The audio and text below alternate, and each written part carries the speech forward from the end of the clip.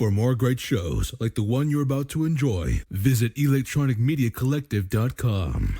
And now, our feature presentation.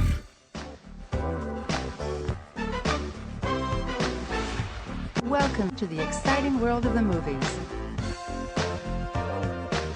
Hello, and welcome to the Movie Graveyard. This episode is coming to you a couple months later than we expected.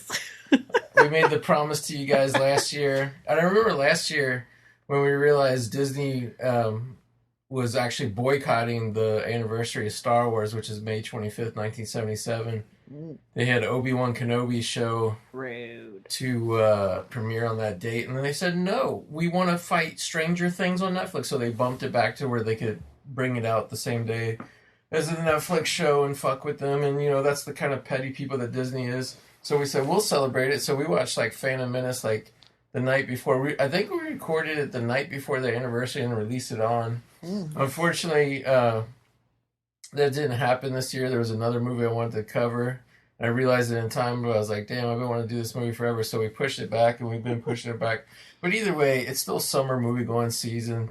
Unlike what Disney claims that Christmas was always for Star Wars, always. No, it wasn't. Summertime is when all the real Star Wars movies were released, including Solo even. So there you go. But yeah, Attack of the Clones, we're going to roll with it. I have it at the 6-second mark on the Blu-ray. It's the 20th Century Fox logo, a News Corporation company. I'm going to say 1, 2, 3, go. When you hear me say go, please hit play on your remotes. All right, here we go. 1, 2, 3, go. I wish it was still a News Corporation company. Yeah, me too. The death of the movie industry was Disney buying Fox. It got the real Lucasfilm Limited logo. All this shit from before the dark times of Disney. I'm so dumb. I was going to say, why isn't it making any noise? Yeah. Long time ago in a galaxy far, far away. So it's not making any noise so Disney doesn't pull down our podcast. But yeah. I know probably a lot of people, like I'm sure a lot of people just have nostalgia, probably haven't seen this one recently, so I'll go ahead and read the crawl to remind you what's going on with the story. So this is episode 2, Attack of the Clones. I remember thinking like, wow, that's kind of a corny name when they announced the name of it. But it says, there is unrest in the Galactic Senate. Several thousand solar systems have declared their intentions to leave the Republic. The separatist movement under the leadership of the mysterious Count Dooku has made it difficult for the limited number of Jedi Knights to maintain peace and order in the galaxy. Sidra Amidala, the former Queen of Naboo, is returning to the Galactic Senate to vote on the critical issue of creating an Army of the Republic. Army of the Republic, in all caps. Yeah, all caps, Army of the Republic, to assist the overwhelmed Jedi. So yeah, it's just literally, there's so many planets involved, the Jedi, they can't be everywhere at once. You know, Phantom Menace set up, there's just billions of droids being pumped out of somewhere. We don't know where they're making it, but they ship them to every planet so they can invade everybody. So yeah, it's pretty much what it is. I think this thing here with the stars is my favorite thing about Star Wars. Yeah. Like, I just think it looks so cool. Yeah. Like, even, like, a not 3D version, like, it just looks so, like, 3D-ish. I gotta say, like, I mean, obviously there's some parts, but what we're seeing right now, these spaceships in outer space, like, CGI-wise, this blows away anything that's, like, in movies nowadays. This is so, like, the looks of those ships are so, like, this era of the, of the... Yeah. Series. The Shiny Chrome series. Yeah. Because, like everybody, well, not everybody, but a lot of people complain that what made Star Wars great was everything was dirty and shitty, and it made it seem like more real in the original trilogy. But that was the whole point, was the prequel era was supposed to be before everything got all shitty and like run into the ground, like because all like slick and sleek. Yeah, because it doesn't really make sense for like a spaceship to be like dirty and shitty for real. Like when you see like NASA, they don't make their fucking space shuttles. They like, don't. dirty They're and not shit. like, here's our new shuttle. It's all greased up and Covered in oily. shit, yeah. And like, yeah, because they reuse space shuttles all the time. I will say one thing, like, this is kind of the main scene where you can tell it, but as far as I know, this is the first like major motion picture, you know, be released in theaters and shit that was filmed on all digital cameras. So like the resolution of this one and the next one they're locked in at 1080p forever. They're like, even though you can physically buy Oh a god. 4K of it, it's really just always going to be from a 1080p camera. And like you can kind of, I mean, most of this is digital, but you can kind of tell like the kind of softness and shit on their faces. This is like so gnarly, man. Like it's such like a gnarly way to start the movie. Like Yeah, especially after the first one, how it was so like kind of fun and carefree because it was about a, child character. yeah, Like the way they start this one is so sad. yeah. The queen ship gets blown up It's on like, the shit's gonna get real. yeah on the landing pad, and you think the queen is dead, but obviously she uses decoys. She was actually flying in the starfighter with R2D2. Well, she's a senator. Yeah, And then how he says that you did your duty, now she did hers. Oh, that's yeah. so raw. That's so Like, harsh. yeah, I mean, the whole point of the decoy, well, originally queen decoys, but now senator decoys, is they know a lot of people are trying to assassinate. So, like, I mean, the girls know that, like, their life is in danger by doing that job. I know, but that's Here we get Big Daddy Palpatine. I don't know if you know, but his granddaughter had a whole trilogy of films that was all about how great she was. But I don't acknowledge the existence of that. yeah. But you can see, like, pretty much this room, how he's talking to, like, all these Jedi. These are pretty much all the Jedi that you see in the Clone Wars cartoon show. Yeah. Like, they're all the ones that are in there. Like, those girl ones, those two female Jedis. Yeah. I know Palpatine's granddaughter tried to be the first female Jedi ever, but it's actually not true at all. Well, here's the original CGI Yoda. Because he was I'm never going to give you anything when you're talking about that. There's Kit Fisto back there. But he's probably my favorite Jedi. I don't know, I like We Pluto do need too. to just go back to the Clone Wars stuff because Yeah. it's like I was actually really satisfied when we were always watching Yeah. those, even for like animated like cartoon stuff. Like Yeah. I felt like that I was getting so much more real Star Wars out of that than I was like anything else ever Yeah. from now.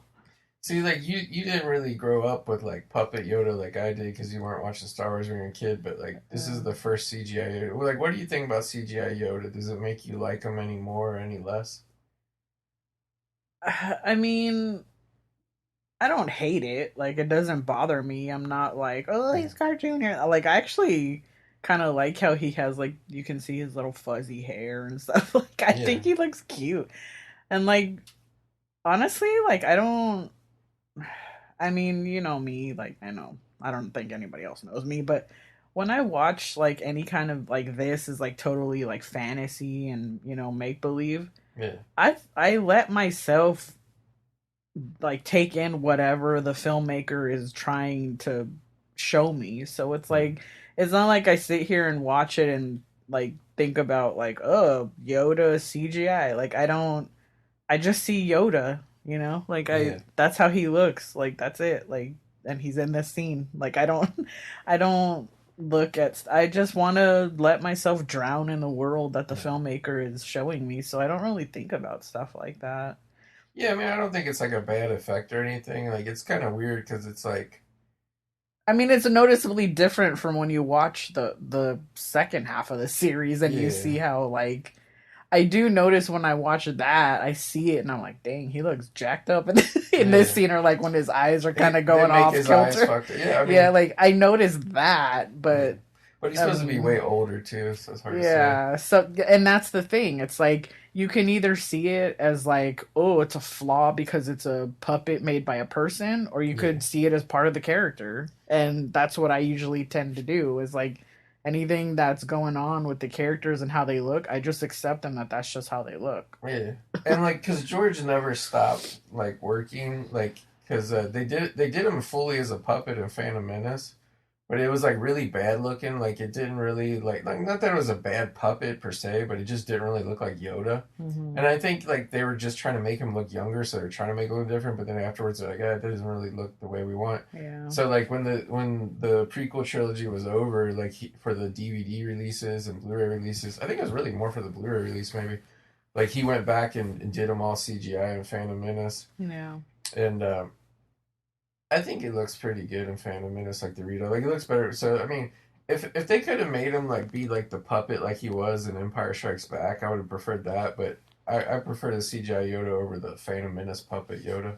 And the TLJ puppet Yoda, I didn't like that one at all. Like, that was really, like, I don't know, weird. Well, that's a given. Yeah. But, yeah, here, like, the most important story-wise, we have Amidala and Padme Amidala and Anakin Skywalker seeing for the first time. Like, last time they saw each other was the end of the last movie, which was 10 years ago now. So he was 9-year-old boy last time, and now he's 19-year-old man. And they're catching the hot and heavies, looking at each other. Okay, so now I'm convinced. I mean, I know it's not real, but just because we were talking about it, I'm convinced that guy that plays her guard is the guy that plays the middle-aged Jango Fett. Not a middle-aged Jango Fett, but just not the like the early 20s Jango Fett. The post-teens Jango Fett. They say it's not him. They say it's a different guy. I know it's not, but I swear it looks like him. It's so crazy. I can't believe it. I'm pretty sure because they filmed in Australia. I think a lot of these guys they got from like New Zealand and stuff. Yeah. You know, like the reason they might look familiar or similar, I should say, is I know a lot with the casting and stuff with like a lot of the people over there. Like George talked with Tamara Morrison, so I think some of these guys were guys that Tamara Morrison found that he knew from over there. Well, yeah, because he picked up that guy, the clone guy, from that show or whatever that they were doing. Yeah. But the guy you're talking about here with the eye patch, that was originally supposed to be Captain Panaka again, returning from Phantom Menace. But something happened with that actor, like he didn't want to do it, or he was already booked to do another movie. It's like maybe he asked for money. I don't know what happened, but originally in the original version of the script, Captain Panaka was still around. I just realized like how young he looks in this movie. He still looks. How old was he when he made this one? I think he was like 20 or 21. He looks so young. He looks like a teenager. That's why I always say like they could get him to do like a movie set around Revenge of the Sith time, because like the age he is now is like closer to the age he was supposed to be in Revenge of the Sith. It's just like he's just has such a baby face. Yeah, it's crazy. This is I know I talked about it before, but this was a big character, Zam Wessel, for the toys. I think she was, if not the first, one of the first toys that they released. Because like they wouldn't just release all the toys at once; they would tease you. They'd be like, "Oh, the movie's coming out in 6 months. We'll give you like an early tease with one of the minor characters," and you're like, "Oh, this person's gonna be so whatever," and then they're always like a minor character. And this too, like, in our recent watch, like. I'm sure I've noticed it before, but like when we watched it this last time, like he comes off like a real creeper at the beginning of this. Anakin? Yeah. Like he's like it's like a little too like I don't know. It's not like I don't know, it's weird. It's strange. He gives a weird feel when it comes to like I mean, he's supposed to be like a spoiled teenager. Like he's supposed to always have been like a, what do you call it? Precocious, like kid. But it's like a weird kind of like not perversion that he has for Padme. Like the way he's always like looking at her and gazing at her. It's like not in a loving way. It's like a teenage, like he wants her kind of way, But I mean, did you see the Jedi women? They're all like green aliens and shit. No, like, I know, I get it. He just doesn't get to be around. I mean, he's 19-year-old, hormones pumping. Yeah, like he doesn't get to be around women. It's just I've never really like noticed it until this last time we watched it. I was like, oh wow. Yeah. I mean, I know like they try and age him up with like the longer hair and the scar and shit in Revenge of the Sith. But like, yeah, like those 3 years between this movie and that movie, like he did like grow up and look more like a man in that one. Whereas like this one, he looks like a boy. Yeah. Like he could literally be playing like 16 here. Yeah, that's why that's what I noticed right now. I was like, dang, he looks like a little kid. George saw him in that movie called Life as a House. That's how he cast him.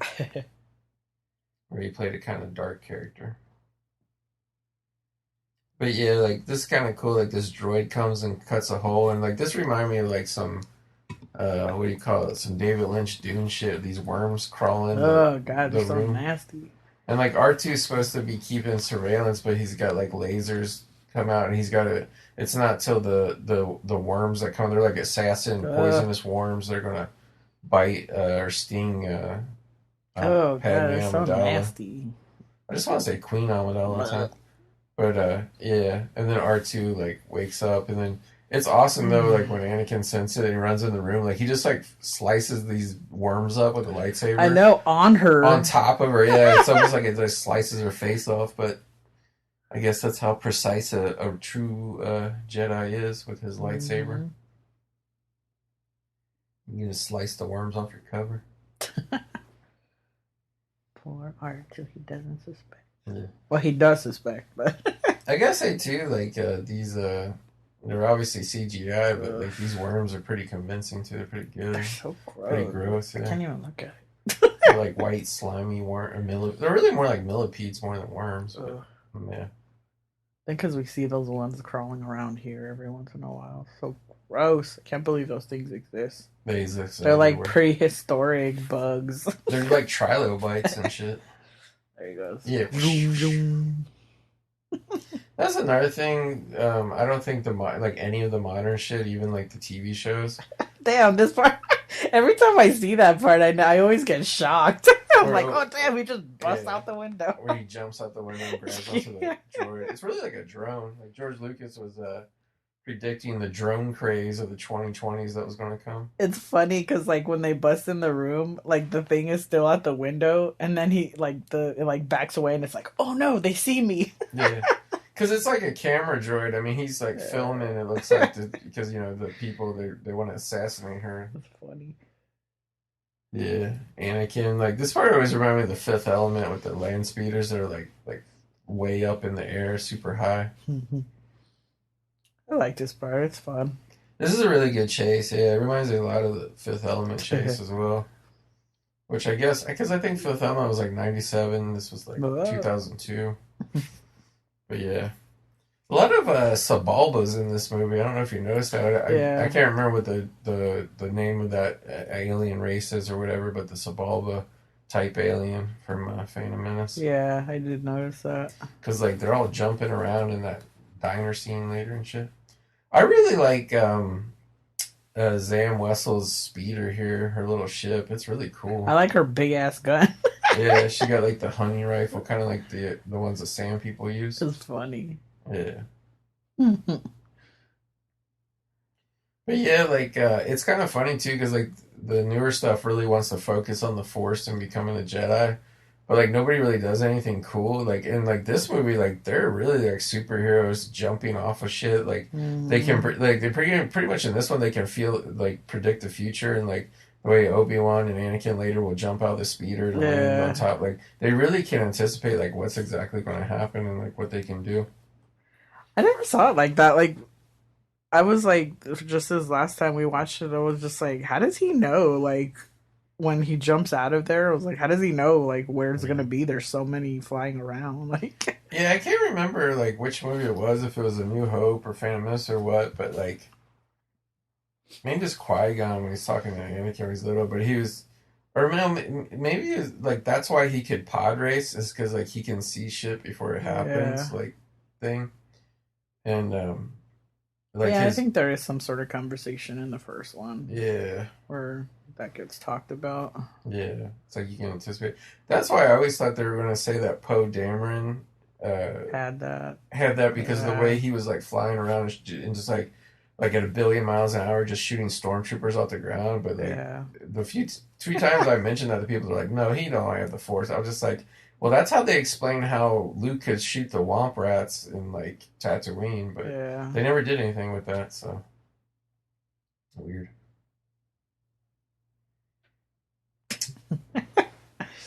It's so funny how much fun Anakin is having. Yeah, and like. Obi-Wan's just like freaking out. I like this part, like because this is obviously like a real model. This isn't just a CGI background here. I really like this because this like the visually this looks like some of the rides and shit you used to see at like Universal Studios, like those motion simulator ones. Like this looks a lot to like the way the Back to the Future ride looked. I always think it's so funny that he didn't even try to like go over it or anything. No. They just still like flew into. They just get electrocuted. Yeah. I don't know why, but I always remembered. I thought that you could see like their skeletons while that was happening, but you can't. It's just like the lightning bolts are lighting them up. Yeah, well, that'd be funny if you just like saw their skulls and shit. Like, oh. But yeah, this is very. I mean, I keep saying it looks like Fifth Element, but everything Fifth Element, this like it's all taken visually from Blade Runner and stuff. And I thought it was cool that like George was like incorporating that like aesthetic into it. Okay, I know I said I wasn't gonna go into it, but like a lot of the stuff in the DSW ones seem like they're trying to do this kind of city, right? Because like Yeah, every time they go somewhere in the new shit, like in like Obi-Wan show, like they tried to go yeah, somewhere that looked like this, and then I don't know why I've already forgotten everything else out of my brain, but like they always seem like they want to go to a place like this, but it's always like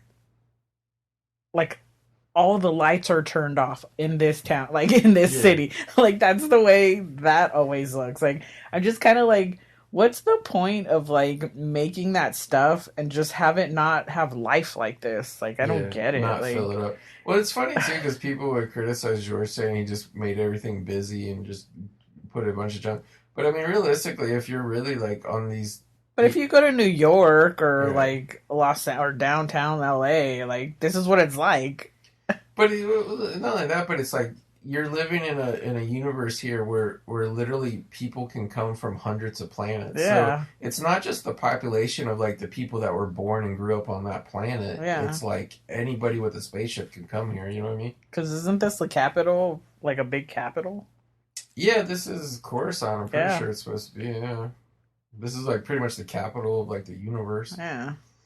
So I mean, it makes sense that it's like that, but like But I think with what you're talking about is the fact that financially, even though they're like, well, not now, but they were the biggest entertainment company in the world. Like Disney financially can't compete with what George, because like I as we just saw, don't understand. I don't know. they're just cheap. It's a fucking like Bob Iger, conversation that just will never have a solution. no, But yeah, Bob Iger's cheap. He it's wants to just keep all the like money for himself. I don't know. There's just I mean, you could see I'm having a meltdown. I can't even say it. Like I just can't handle the non-creativity The that's laziness. in that. Yeah, like it Yeah. just it's like compared to this, and like I know so many people have hard like strong feelings about the first part of the series, and like they don't like it and all that, but it's like, wouldn't you rather have this than that drab crap? Like I mean, I'd rather watch it. I mean, I'm biased because this is my favorite part of the series, but like I'd rather have this like colorful, lively, look at all the people, Yeah. like look, there's a big crowd coming, like it seems like there's life, you know? Like it seems like this is Yeah. like a real city, like shit's going on and like, you know, whatever. And it's just in that other one, it just seemed like literally like their verses in that were like in the pandemic. Yeah, like they're all nobody was that around. that Obi-Wan Nothing show. was happening. Yeah, Like that Obi-Wan show, which was a direct sequel to this, like that to me that was the worst because that had like nothing going on with it. yeah, like I just don't. And it's the same thing with the movies. Like The movies are just very remember small like scale and cheap. and Yeah. then how we're trying to get through whatever that other one is we're trying to get through. Can't even freaking remember the name. Andor. Yeah, like Andor is very drab. that too. Yeah. It's the same thing. Like they're just going to empty places where nobody is, and Well, like, it's just conveniently nobody exists there. Like it's just, like, I so don't think that's a strange. Star Wars thing though. I honestly think that's a Disney thing because No, I know that when you look at, I mean, I didn't watch the show or the movie. Or I still don't know if it's a movie or show, but when you watch that Peter and Wendy trailer, Mm. they're just like in a field in Ireland talking, and like that's what Andor is. They're always in that the sheep same herding field that they were in. It looked like in no, it Andor. looks exactly the same field. So I mean, I don't, like, whereas George self-financed episodes 1 through 3, and he did it. He was able to actually save a lot of money the way he did it, employing like his own company to do the special effects and all that kind of shit. But like, yeah, like he just, I mean, like they just couldn't compete with the production value. And a lot of people don't like episode 2 and 3 in particular because there's a lot of green screen digital environments and people think, and I get it, like it is noticeable. But that's all things are now. So it's like, But even the there he quality, is. yeah, Ahmed Best, who we never mentioned, but Jar Jar is in this movie. We saw him earlier. Yeah. But yeah, like I would even argue that the green screen stuff, as primitive as it is, because this is 21 years ago, or yeah, 21 years ago this movie came out.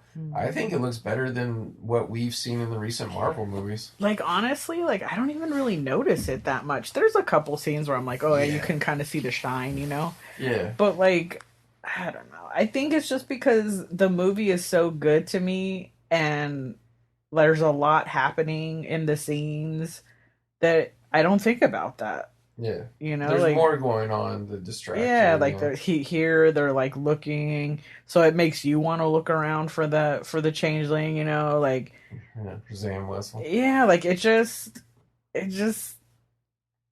builds a moment of tension and like you get into the movie, whereas like now it's like all I can think about when I'm watching DSW is how bored I am and how Yeah, like I it's can't wait till it's over. Like I yeah. literally just think that the whole time. Like I can't wait. When is this over? Is it almost over? How much more? Like how much It's longer? so Like it's slow a and chore to drawn. watch those things. I try to give them a Critics love it chance, but though. Like yeah, Andor yeah. in particular, critics love that. Like they just can't get enough of it. This is the first sign of his darkness. Yeah, he doesn't really make a threat, but he's like demanding that they find out who hired her and stuff. Tell us who is it. Yeah, and she starts to tell him, but Jango Fett shoots a dart, and then he flies away with his jetpack. She Yeah, and then Obi-Wan just. I always thought it was funny that Obi-Wan like he wasn't worried about getting poked by that thing. It's like so pokey looking. He just pulls it out of her throat like, oh, poison dart. He knows the other side is Yeah. super smart. Well, again, not to make this all about whatever, but I was just looking at Obi-Wan there and just thinking about that show we were just talking about. You knew who Han Solo was at the end of Return of Jedi. You saw who he was at the end of Force Awakens. You knew who Luke was at the end of Return of Jedi. You saw what he became at the beginning of TLJ. Obi-Wan Kenobi, you knew who he was at the end of Revenge of the Sith. You saw what he turned into at the beginning of his TV show. They're all similar, right? They're just all failed old men by the time they get caught up. See, like in this scene, you can obviously you can see the shine coming off of the one guy. The reflection off his head, yeah. Yeah, like but it's like, I mean, I'm only really noticing it because we were just talking about it. Otherwise, I'm like watching, I'm looking at the characters. I'm like, oh, who's that? Who's that? Like to see if I recognize anybody All from the like, Jedis. yeah, like it's just there's so much more to pay attention to in these than like to be bored. Well, I think So it's funny, like we're watching this. Palpatine and Anakin are talking in front of the window, which is obviously a big green screen and all the ships flying around. But I feel like this was probably jarring for people to look at the time because they weren't used to seeing this. I guess. But it's like that's what every movie is like now. Now, yeah, exactly. So it's like now everybody who loves the hell out of all these crappy Marvel movies that are coming out now, go watch this because you'll love it. Yeah, it's like all your criticism you had when you were whatever age you were at, like when you watch this for the first time. If you accept current Marvel product, you'll be okay watching this now. You'll be okay. Don't worry. You'll be fine. And this was another discovery we had. Oh yeah, Yoda, in order to get around the Jedi Temple because it's so big and he's so slow walking. He's got a little web on himself. Yeah, it's like the crib with that Grogu flies around in The Mandalorian, except it just doesn't have like the top on it. It's just basically a seat with the hover pads on it. Yep.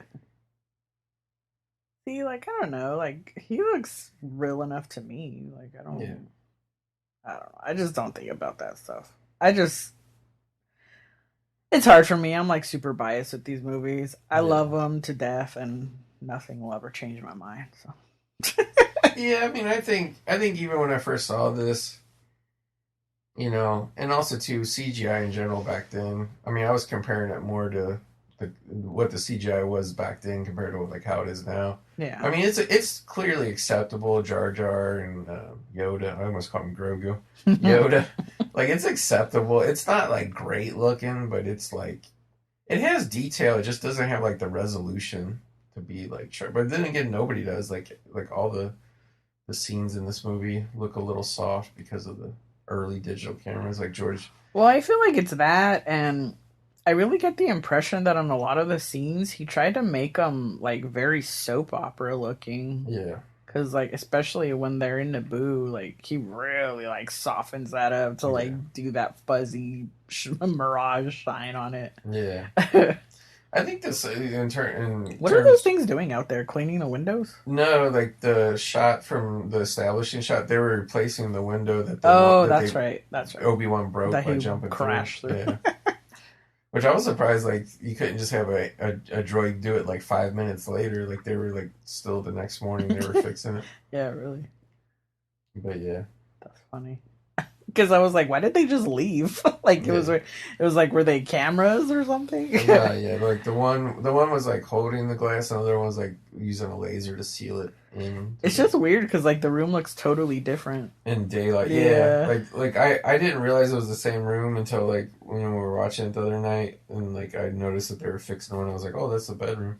Because it looks so much smaller in the daylight. Like, it looked like a big cavernous room at night. Yeah.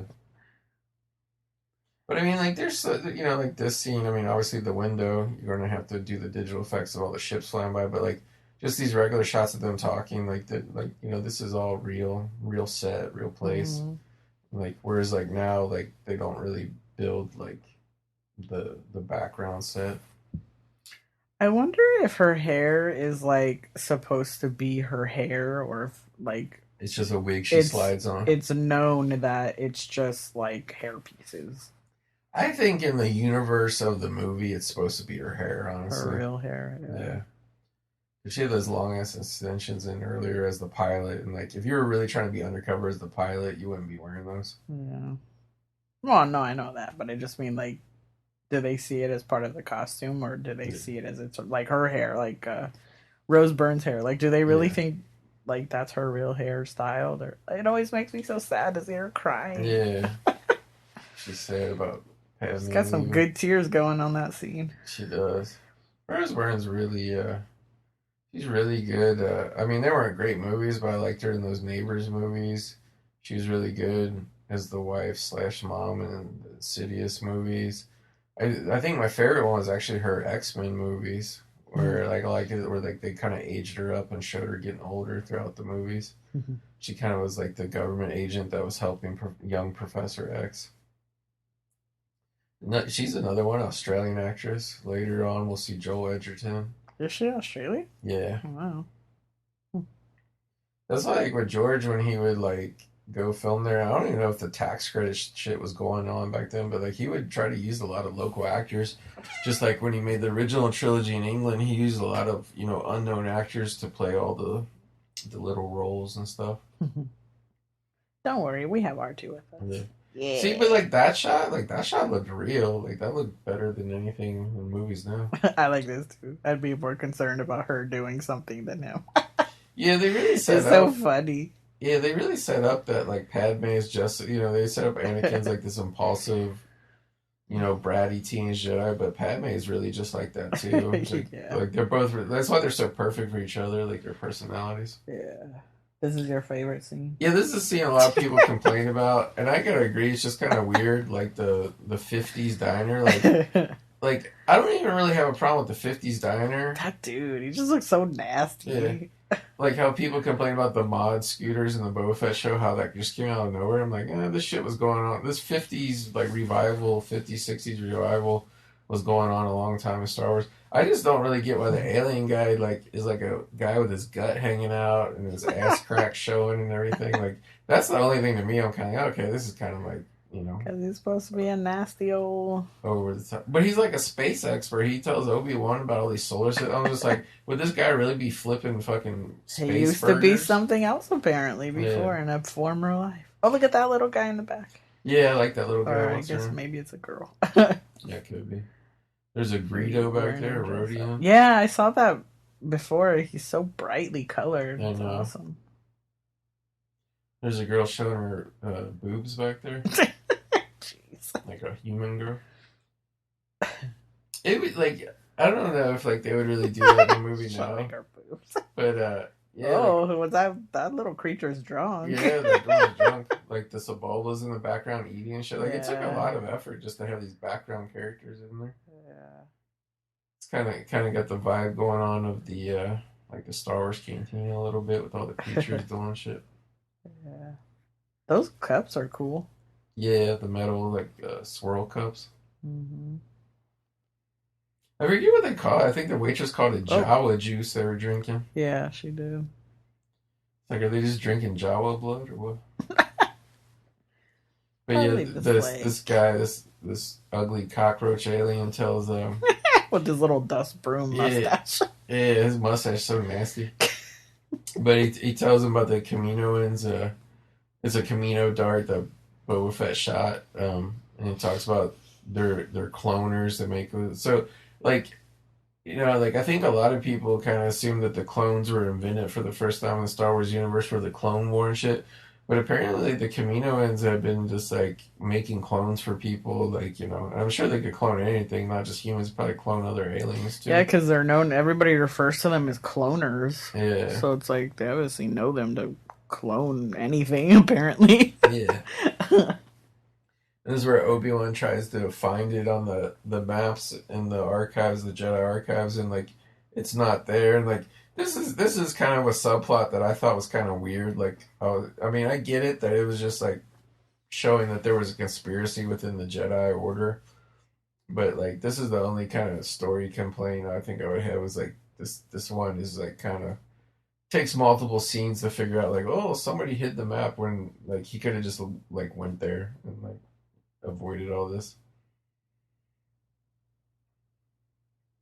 But at least I think it was that he was trying to find it in the first place and he couldn't find it anywhere on a map. Yeah, but I mean, and it's supposed to be that, Because, I mean, what do you do? Just jump in your spaceship and type in Camino and it's going to take you there? Like, how would he know where to go if he doesn't look at a map? Oh, yeah, but I mean, I'm talking about the wrinkle that, like, oh, the map was partially deleted and blah, blah, blah, blah. Like, it just goes round and around, like, for a couple scenes for, like, really no reason. But it's just to show that something mischievous is happening. Yeah. But you kind of get that anyway later when they find out Sifos Dyas placed the order for the billions of clones and shit. But yeah, this is they're kind of like in the poor people car, like the space, whatever transport. The refugees. Yeah, they're kind of in there. Like, I mean, it's like a legit cafeteria, but like everybody's just kind of eating soup and bread. Like, there's nothing fancy. Whereas like later they have a fancy dinner where he's like slicing pears and shit and flying them into her mouth. That was when they're on Naboo. Yeah, I mean, that's where they're going. I'm saying that's later. Hmm. But, like, here, they're just, like, straight up eating soup and bread. It's so funny, like, seeing them interact with each other. The romance that's brewing.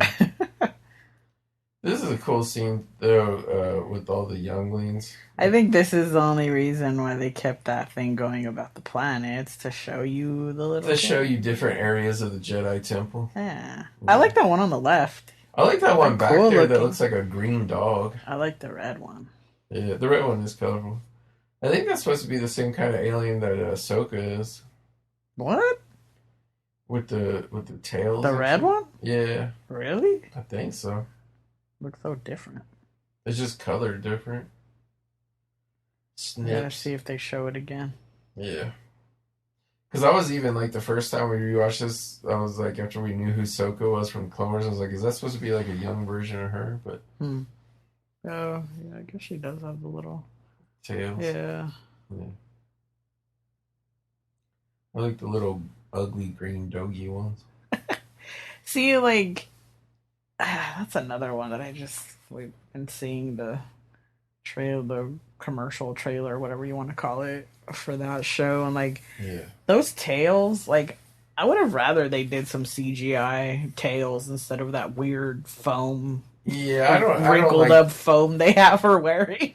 I like Rosario Dawson. It looks so bad as an actress. She's one of my favorite actresses actually, and I like the way she plays the character, but. Yeah, the makeup job is not really that great, to be honest with you. It's just those dang tails. Like, they just look so bad. Like, see, this scene is a particular, because as we know, as Obi-Wan... Or was it Obi-Wan? Maybe it was Mandalorian. I think it was Mandalorian showed that Grogu was in the temple this whole time. George Lucas would have gone back and put him in this classroom. Like, he would have. Like, he always went back. Like, it would have been off to the side and shit, but you would have seen him, like, sitting over there. That would be, like, so fucking awesome to see. Like, everyone's like, oh, look at this. And then you just see him, like, going around. If he was just sitting there in his little well. In his crib, yeah. Just watching everybody. Yeah. Oh, my God. He would even cut into a close-up of him reacting to Obi-Wan saying something. Be like, oh. Yeah. I like this too. Like, I like this part of the movie where we go back to Naboo. Oh my God, this is my favorite. Yeah. So I always tell you, take me there. It's a true fantasy land. It just seems so perfect. No matter how many hundreds of thousands of times you ride Star Tours at Disneyland, you'll only see the even though like the hallway will tell you that you can potentially visit Naboo on the thing, and it randomly plays different ones. You'll just see the Last Jedi one forever. Like, even though like Rise of Skywalker already came out, you'll just see Last Jedi over and over. I love her headpiece, man. Like, that is so awesome, and it's so shiny too. Like, it's got to be made out of some real kind of metal, right? Yeah, for sure. So cool. It looks like bronze. Yeah. I like that scene too, where she talks about a little bit more about how she was I think she says she was the youngest queen, and yeah. Now we see the current queen. Yeah, she's got an awesome headpiece too with that shell. Yeah, it look like shells. So cool. And now she's the actress, I guess. So she kind of has like an Indian accent, but her facial makeup is very similar to the makeup that Natalie Portman wore in the last movie. Yeah, it seems like that's just the style. The ceremonial. Yeah. That's how they look. Yeah. She's also got giant sheets of hair. Yeah. And like all the little chambermaids are just like sitting there with cans of spray, hairspray all day, like getting their hair into sheets and shit. This scene is uncomfortable. I always feel whenever we watch it. Yeah. I'm always like, oh my God, this is turning feisty. She just like, it's just one of those things where like, all the movies now think they're so much all about woman empowerment. And like, Amidala in this movie, she's like really all about like putting her foot down as a woman. Like, it's like every time we watch it, obviously time passes and like stuff happens, you know, between viewings. Yeah. And like just this latest like upcoming, because I mean it's been a while since we watched this.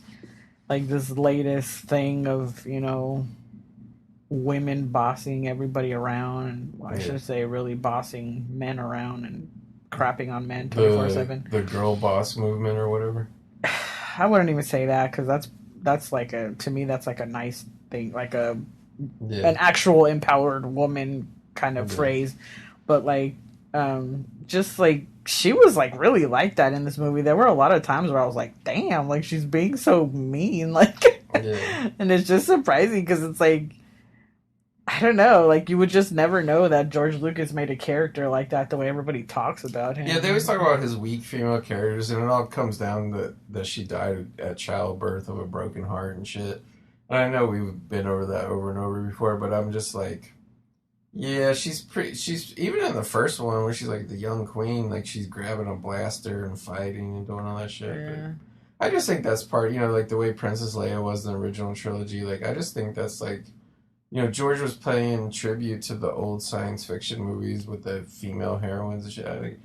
But in this one, she really says a lot of those kind of hot phrases, like the one time when Anakin is looking at her and when they're in the room, in her bedroom, and she says, "Don't look at me like that, it makes me feel uncomfortable." Like, that's kind of a thing, like one of those phrases of like when a woman says no, you know, she means no, whatever kind of thing. Like, she says a lot of that kind of stuff in this movie. And then like on that part where we just went by right now, where he starts trying to talk over her and she says, "Excuse me," like she says she says things like the hot button kind of things of woman empowerment today, that, you know, the attitude that I'm just kind of like, it existed a long time ago, women trying to find their place, you know, like I don't know, it's just weird. I'm not into this whole thing of acting like everything was created in the last 5 years of all these movements and Yeah. stuff. It existed way before everybody acted like they cared now. I mean, I'm assuming that all the current writers of Lucasfilm had to have all gone to college because that's where you get your programming on your, your societal ideas now. It's like, what are they teaching in college now? Like, apparently, like zero history. Well, we know because we saw that thing on that professor when he was talking about what they teach you. Yeah. But yeah, Obi-Wan's meeting the Camino aliens now, Caminoans, whatever we call it. And like, even from the first time I saw this movie, I thought these aliens were awesome. I know. I always loved how they look. They're like 8 foot tall, like fish-looking aliens with the mohawks and shit. Look at the chest piece, like in the stomach. Like it looks Yeah. real. Like the leather looks real. And I don't know why, but the assistant one, the female one that like escorts Obi-Wan around, like I always thought that was impressive because like you can clearly tell like how the two aliens, even though they looked almost exactly like the way they move and speak and act, you can tell like which one is the male and which one is the female. Look at this crazy ass boat. I know, I like this little space gondola they have. I think this is one of the parts that they filmed. They filmed different parts in Italy and some in Spain, according to the love credits. this dress. Oh my god. There's so many of her dresses that are so awesome. This to me was really like, look at how green the leaves are on the trees. Look how red those flowers are. It's just like, it just seems like such a, look at her, the back of her dress, like the colors, like, that's one of the things that I freaking love about these movies. Like that piece on her chest, it looks like blue shell. Like It does. you can see the texture of the shell. It's just stuff like that I notice about these movies that I'm just like, it makes me fall in love with it because it's so beautiful, like to look at. Like I just, like, why wouldn't you? What would like there when he does that with his lip? That to me is like creeper, but. Like, yeah, like... I mean, what do you mean by creeper, though? I mean, he's just kind of like... He's clearly like... coming on to her. I mean, it's no secret. He's I making know, moves. but You know what I it's mean? just, like, too much. It's not like he's, like, jerking off in the bathroom. It's too... Well, spying that's on why I her or said whatever. it's a non-perverted perversion. Yeah. But, like, it's just too strong because she's, like, not even, like, doing anything or saying anything to make him feel that way. Yeah. I mean, other than the fact that she's half naked, but... Yeah. She wants it. I mean, she was clearly... You know, like... Well, we find out later, but yes. But, like, yeah, like, just, like, even the background, like, of the mountains and everything, that blue color, like, I don't know, it's just so pretty. I just love this movie. I just love these movies so much. It makes a difference when you go on location and film something for real and don't just film the whole movie on a green screen and shit. Or a Czechoslovakian backlot. Yeah. Here, you like, it's clearly this whole created world. Here, you see all the test tube babies, and they said earlier that they got 200,000 clones ready to go, with 1 million more in production currently. So, yeah. I like the one alien's mohawk. Yeah, the prime minister. Yeah, he is cool. They're so. I like their cool eyes too. looking. Like they have these dark eyes, but with like gray They're pupils. like gray. Yeah. So here we have, I'm blanking on his name, but the actor Daniel. So here we get young Boba Fett. I mean, technically this isn't Boba Fett. These are the clones of Jango Fett. There he is. Yeah, but here's the other guy. He looks a little different from that. The other guy had more curly hair. This guy has more wavy hair. But yeah, there's like an 8-year-old Jango Fett clone, a 22-year-old, and then like the older ones are probably like closer to 30. This is where they explain where they have to speed up the aging process to get them, to fighting age basically quicker, or else it would take a lifetime to, and they also like fuck with their brains, like they basically make them programmable where they can take it. It's so funny when he's like, he requested one that was unaltered. Isn't that strange? Like, he's so weirded out about That he wanted a son. Yeah, so Boba Fett is actually a clone of Jango Fett, but he's just a direct clone, like genetic material. They didn't speed up his aging. They didn't make him docile and controllable. Like he's just like a kid, A normal person. Yeah. Yeah. And like this is where you see them all put on their armor like stormtroopers. Because like that's one of my favorite things always of Star Wars was the stormtroopers. And like we didn't have any sort of stormtroopers in Phantom Menace, which was disappointing. But like, yeah, when they got to this one, Oh, look they at had this. the clone troopers. That's where I got excited. So talk about all this scenery that The you love water's so so blue, and the waterfalls, and the grass is so green. I love it. A lot of people don't know, but this scene right here is actually directly copied in Twilight with Rob and What? Kristen. Yeah, the how the trilogy meadow ends and scene. saga ends, yeah. No. Yeah, that field had the exact same flowers, everything in it. They don't do the thing. Yeah. It looks like they were eating sushi back there. It looks like a box of sushi back there. She kind of got a version of the buns on her head. Yeah, she always has some version of it. Yeah. But how would there have been stormtroopers in the first one? No, I mean, there was like no army in the first one. Yeah. But I don't think anybody ever knew that stormtrooper armor style came out of clone trooper armor style. You know what I mean? Yeah. But This is another time I think she's noticed like the darkness in him. Yeah. Just for whatever reason, she never. I don't know. I guess she just love blinded her as to who he really is. Yeah, I mean, I think she's just more understanding because she's seen her people basically emotionally get ravaged by war and killed and shit. So she's like, Yeah, I think she knows, like, what happens to people over time. Look at those skies. You think that's real? Yeah, like real clouds? I think this one is more composite, like with all those waterfalls behind them. I think this one is a little more digital. Even the clouds? Yeah, I think so. So I always thought these animals he rides are so gross looking. Like they look like giant ticks. They're so big and blobby. Yeah, they do. They are gross. Yeah, they just look like they would just like be going to the bathroom all the time. Well, I guess they would. All they do is eat all day. Eat grass and get. They look constipated. Yeah. And he falls off it, pretends to be hurt, and she comes in. This is the great classic romantic where they roll around and finally kiss. Just rolling and rolling in the grass. They didn't kiss. It seemed like they were. They were face to face. I like this one, the Camino and flying that giant pterodactyl. When he comes on, he's like, "You were drowning me." Yeah, he's screaming. He's like, "Get me Oh out of yeah, this water." he is making a noise, right? Yeah, he's like, "Wah!" Really interesting how a space bird can swim and then fly. I like how they have hooves. Like they look like horse people. Yeah. This is where they visit the apartment of Jango Fett and Boba Fett. And him, like he's always so mad. I like that, yeah. He's being raised by Jango Fett. I like, too, where Obi-Wan's questioning him here in a minute with Jango Fett. And he's like, "Do you know anything about the..." And then Jango Fett's like, "I'm just a man making my way through the galaxy." Like, he's so cool and suave and, like, and, like, I like the dialogue, like, the way they're talking. Like, I mean, Jango Fett clearly recognizes him from Coruscant. And, like, I mean, he knows. Like, you can see the armor in the closet back there. Like, Obi-Wan knows, too. But it's cool how they have this exchange where, like, they pretend like they don't know who each other are. But, like, this shit is, like, starting to build the tension. Yeah, so he knows Master Cypher Diaz. And he's like, "Oh, no, this another guy recruited me."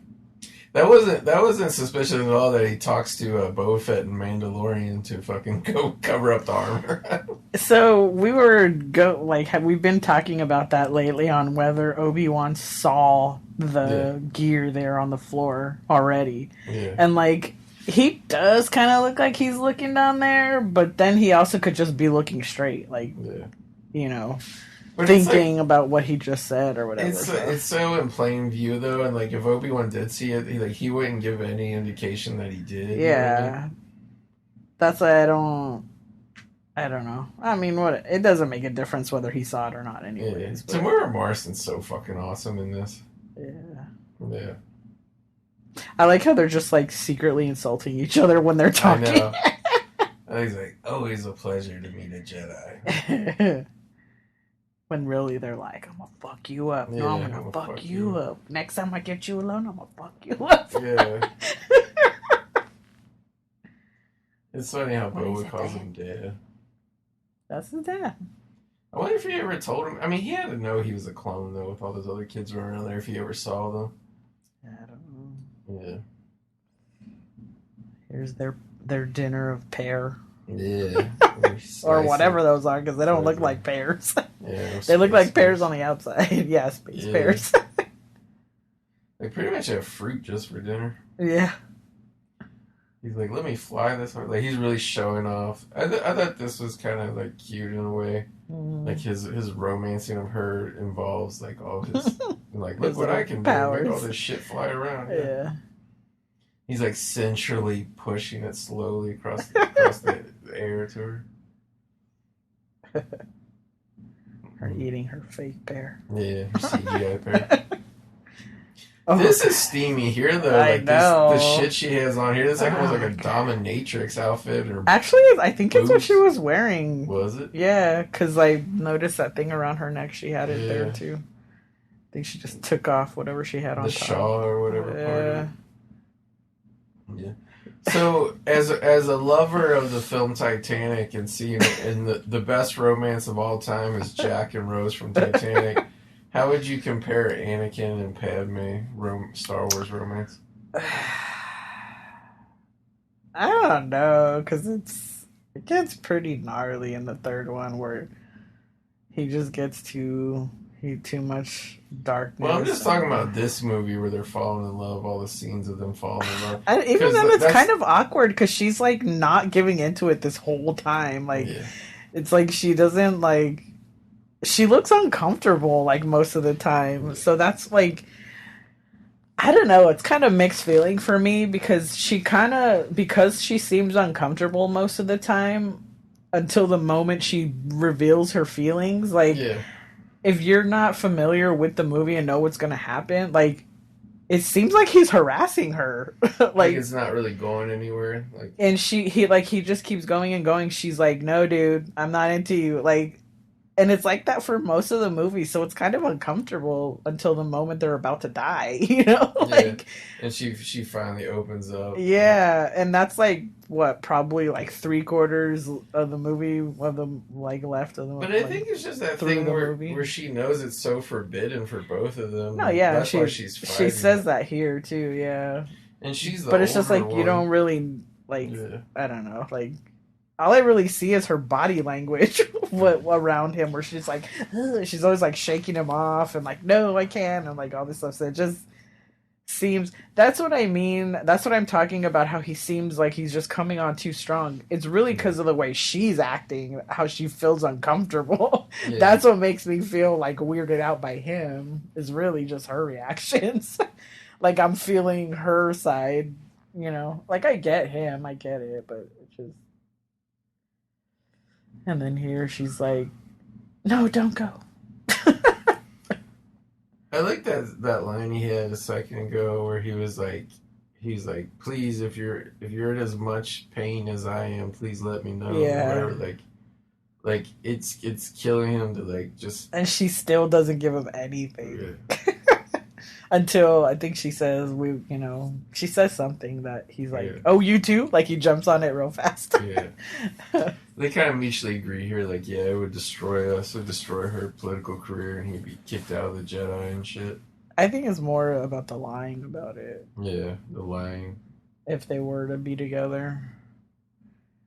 I didn't understand, like, this part, like, how he's gonna go back to his ship, right, and send the message. Mm-hmm.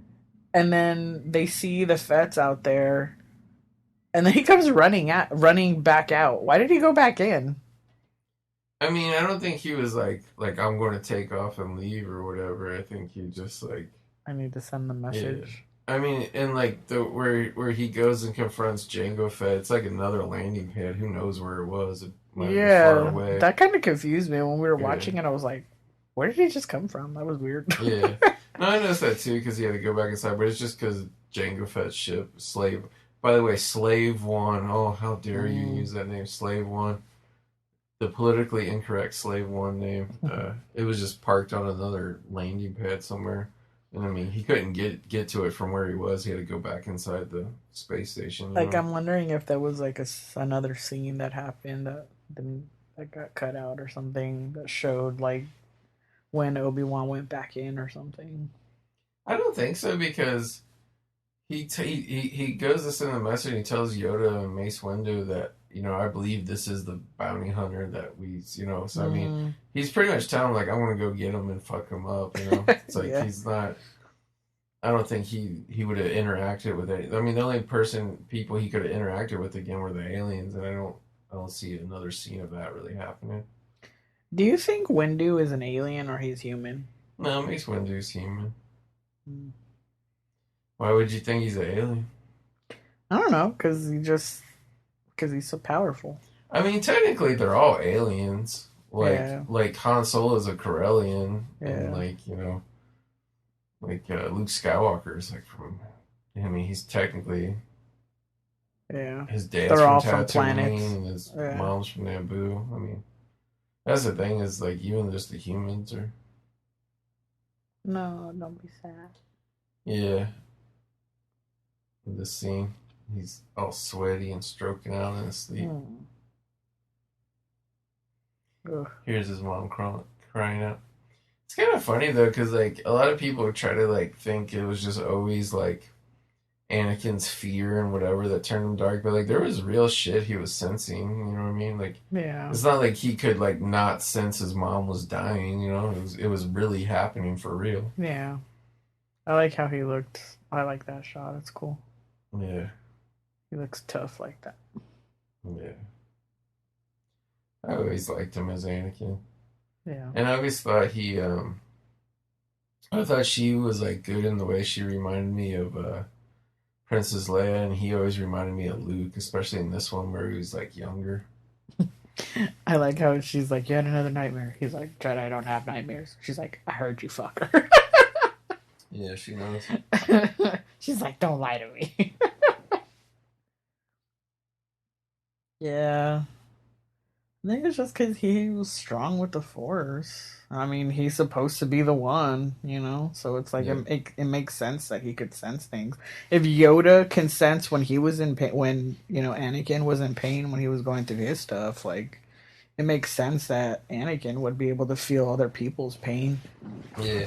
And like also too how she's like, well, I'm gonna go and then you're forced to be my bodyguard. So Yeah. like I mean she clearly played into it. Like she disobeyed all the rules too and wanted him to do what was best, for him. Oh, because she cares about him and Yeah. she understands the pain he's feeling. That he needs to do something. It's his mom, Yeah. See this right here. Like what? Where was he? Where is he coming from? But I mean, I guess I kind of know the layout better because I play the video games. But like those platforms are like potentially miles apart. I mean, it's not like he could just do a force flip from where he was. That's sitting. why I'm saying, like, where did he come from? He had to go back inside the I keep calling it a space station, but it's not like whatever that base is. Oh fuck! He had to go walk around inside of it and go find out where. I mean, it's not like he automatically knows where Jango Fett's ship is parked either. This looks so funny. Yeah, The only thing that I think is weird about his ship is just how it's how it's laid out. Like they have to like lay down in it to like take off and all that stuff. It's so strange. No, the cockpit like moves. It flips back and forth. Like you get strapped in and it's like it goes up on a curve. They show it better in the Boba Fett TV show. You can kind of understand how it works better there. Oh. I always thought this was a great fight between Jango Fett and Obi-Wan. Whoa. All this shit on this platform. Yeah. Oh, damn. Shit got blown away. Damn. I actually like CGI or Jango Fett too. The shots where he's flying around. Oh, damn, he's out. Oh. I don't know if this is the first movie with CGI stunt doubles, but like, yeah, this first one I remember. Oh. Unless Blade 2 did it first. I can't remember what year that movie came out. Yeah, it's all tied to the like the grappling hook that he wraps around Obi-Wan's wrist, and then they're kind of falling and pulling each other down. It's like a cool fight. I like Jango Fett's gauntlets there. This is the only thing I kind of got to shake my head at, that Obi-Wan uses this little tiny cord and like rips it. I was like, that wouldn't even have any weight for you to flip it around. That and like there, how he grabbed it. It's like your hands would be so fucking chopped up trying to grab a wire like that. Yeah. With all your weight. Especially a wire, like literally a steel wire. Yeah. That thin. It'd be like piano wire slicing. Yeah, you'd probably like slice your hand off. Yeah. I always like seeing them use their powers. I feel like they don't do it enough. They don't, which like I'm not really all about like, you know what I mean, this. But see, movie, like this, how he has to like lay down, like it just always seemed strange to me. Yeah, it's slave one. That's how it works. I had the toy as a kid, and you know, because it wasn't like you could own the VHS back then. Like I never knew like it flew the way it did. I thought it was like the way it lays flat. I thought that was the way it flew. But it has like a lever on the toy where like the wings go up and down, so you change position once you take off, and then you fly forwards like off. Like it kind of looks like an iron when it's flying. Damn, thing is so fancy. Yeah, even back from Phantom Menace, all her ships are always silver. And this is Space Word. Can't remember if this is Mos Eisley or Mos Espa. There's a ship that's always flying around the background of these towns, the orange one. This is kind of throwback to the original film. Her shawl's cool. See all there's another little babies. Yeah. See, I know a lot of people don't like it. They say it's hokey. It should be an empty spaceport with nobody in it. But I like the George Lucas thing because, like, I never noticed like that alien chasing those little baby frog things around before. I like that you can see them. Oh god, this guy's so gross. Those flies. So he meets older Watto now, and like Watto is like now like really covered in shit or something because he's got like 50 flies around him. It's so gross. Yeah, he tells him he's looking for Shmi Skywalker, and dummy Watto puts it together, and he's like, Annie, little Annie. Oh my god. Yeah. He sounded like yeah. That's a politically incorrect voice now.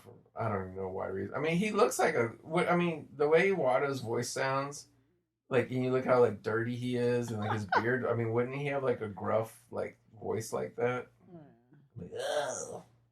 I mean, I can't imagine this guy talking in like a proper British accent or something that they would want him to talk in. I mean, look at his teeth sticking out there, covered in tartar and shit. He's going to have a gruff ass like monster voice. Kind of reminds, like the way he talks, kind of reminds me of Snuffleupagus or whatever his name was from Muppets. Snuffleupagus. Moisture farmer. Yeah, moisture farmer. That's weird. That's what they were doing in the beginning of Star Wars. That's what Luke was doing. He was fixing all the robots so they could collect all the moisture. What little bit of moisture you can capture in a desert. I never noticed that. Yeah. Here in California, Gavin Newsom, he should hire some moisture farmers to keep this water from drying up. Ugh, don't remind me. Yeah. Look at all these adventures R2's been on, even before he was with C-3PO. Oh no, he's a well-traveled adventurer. 3PO is like a goober compared Look to at Saturn. R2D. It is Rings of Saturn. Actually, I think it's Geonosis. I like the Obi-Wan ship too, how it like connects and disconnects from those like booster rockets, so he can like hit warp speed and then detach and go down to the planet with the smaller ship. Pretty cool. Yeah. This is a good space chase and fight. Yeah. Obi-Wan and his starfighter versus Slave One. This was your favorite scene. Yeah. It's funny because Django's like flying, he's releasing all these depth charges and shit. And like every time they like try and blow up Obi-Wan, like little tiny Boba, he's like an evil sidekick. He's like, yeah, Dad, I'll blow it up. Like, I think this is cool, like how it goes quiet and then it blows up. Yeah. Like, that is so cool. And then the shockwave, the way it tears through all the asteroids and like makes them turn into dust and shit. It's just, I don't know. Like, I mean, like I hate to sound like a broken record and make it not enjoyable for the listener, but like I'm missing. I know these movies didn't thrill everybody, but I just want to see new movies, whether it be Star Wars movies or just any type of movie. I just want to see movies with this type of creativity again. Yeah, just like good filmmaking, because it's Yeah, like it's also the sound. Like yeah, a lot of the sounds, like when the sleek ships are flying around, like they make a very specific noise when they fly. yeah. And then like just like yeah, that how I was saying, when that thing blows up, like there's like a moment of silence, like everything just goes like silent and then it blows up. Like Yeah, it's just that's it's cool. just everything about filmmaking, sound editing. Like I just don't feel like you really get that anymore. Like honestly, a lot of the new any new movie, whether no matter who it's from, I feel like the sounds are harsh to the ear. Yeah, Like it, or it's like annoying. Like for some reason, in a lot of movies now, yeah. They use like a they lot of gotta be annoying doing sound annoying effects. Yeah, noises. Like, or the music, the soundtrack, the score is doing annoying sounds. Like I yeah. guess to build tension, but it's really just fucking annoying. I know exactly what you're talking about. So I'm just like, I just when we watch like these older movies that are supposed to be quote unquote so primitive, because like it Yeah, was like the beginning of like effects and stuff. It just I'm more satisfied with these than I am like new stuff that's supposed to yeah. be supposedly more advanced, you know? Yeah, I mean, technically, this should be like a really primitive film for being over 20 years old. But like, when we were watching this the other night, like, I felt more of like, I guess what you would probably call the blockbuster movie feel Yeah. than like a lot of the newer stuff you see now. Like this scene is like really cool and like, Yeah, really like makes you nervous cuz you're like yeah, you see the rocks flying around and like. And I mean, we've watched these movies like how many times, and like every time yeah, it's like the first time for me, my reactions of things where I'm like, oh, like that fight scene earlier, I was like, oh damn, like it's just like I've seen that so many times, but I still react to it because of the way it's playing out, you know, like yeah, it's just so like exciting and fun. Like I don't know, it just can't be beat. Like yeah. I feel like it's original filmmaking, I guess, as opposed to everything now is just trying to copy each other. Yeah, and that's why I get really kind of upset when see a lot of creative people, whether it be writers, directors now, producers, whatever, like when they try to talk shit about the older generations of filmmaking Yeah, and telling the fans to shut up and get used to like what they're doing now yeah. and be like, you can't just gatekeep it and always want the original creator. And it's like, well, it's not even necessarily that we always want the original creator. We want somebody who does it right, not somebody But who, I mean, that doesn't even make sense either because it's like, why not? It's their yeah, product. yeah. It's So that like original person's product. Like, this whole argument of like we're the ones driving the car now. It's like why? Because some corporation bought something and yeah. now your shitty writing gets to take it over. Like who It's like cares? if you want to make something that way, why don't you create your own Yeah. universe of something? You know, it's just like I mean, Zack Snyder pitched the idea of making a Star Wars movie, and they told him we don't make movies like that. So he went and he it's called made his Rebel. own. Yeah, it's called Rebel Moon. So he's like, okay, I'll make Yeah, my own space movie. Like that's yeah, what you need to do. Like yeah. just don't rely on every other people's shit. Just go make your And own. then you'll have whatever rules you want. Yeah, It can look however you want. yeah, The female characters can act however bitchy you want yeah, them, and it will be your own character, and it will be yeah, product of you.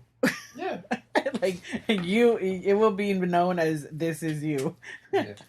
Just and everybody, just be happy with that because it's you. Yeah. Just So here we yeah. catch up with C-3PO. He was just like a robot skeleton in Phantom Menace. Here he's got like the coverings you know him as, but it's not the gold ones. He's just like I guess silver or copper. I don't know.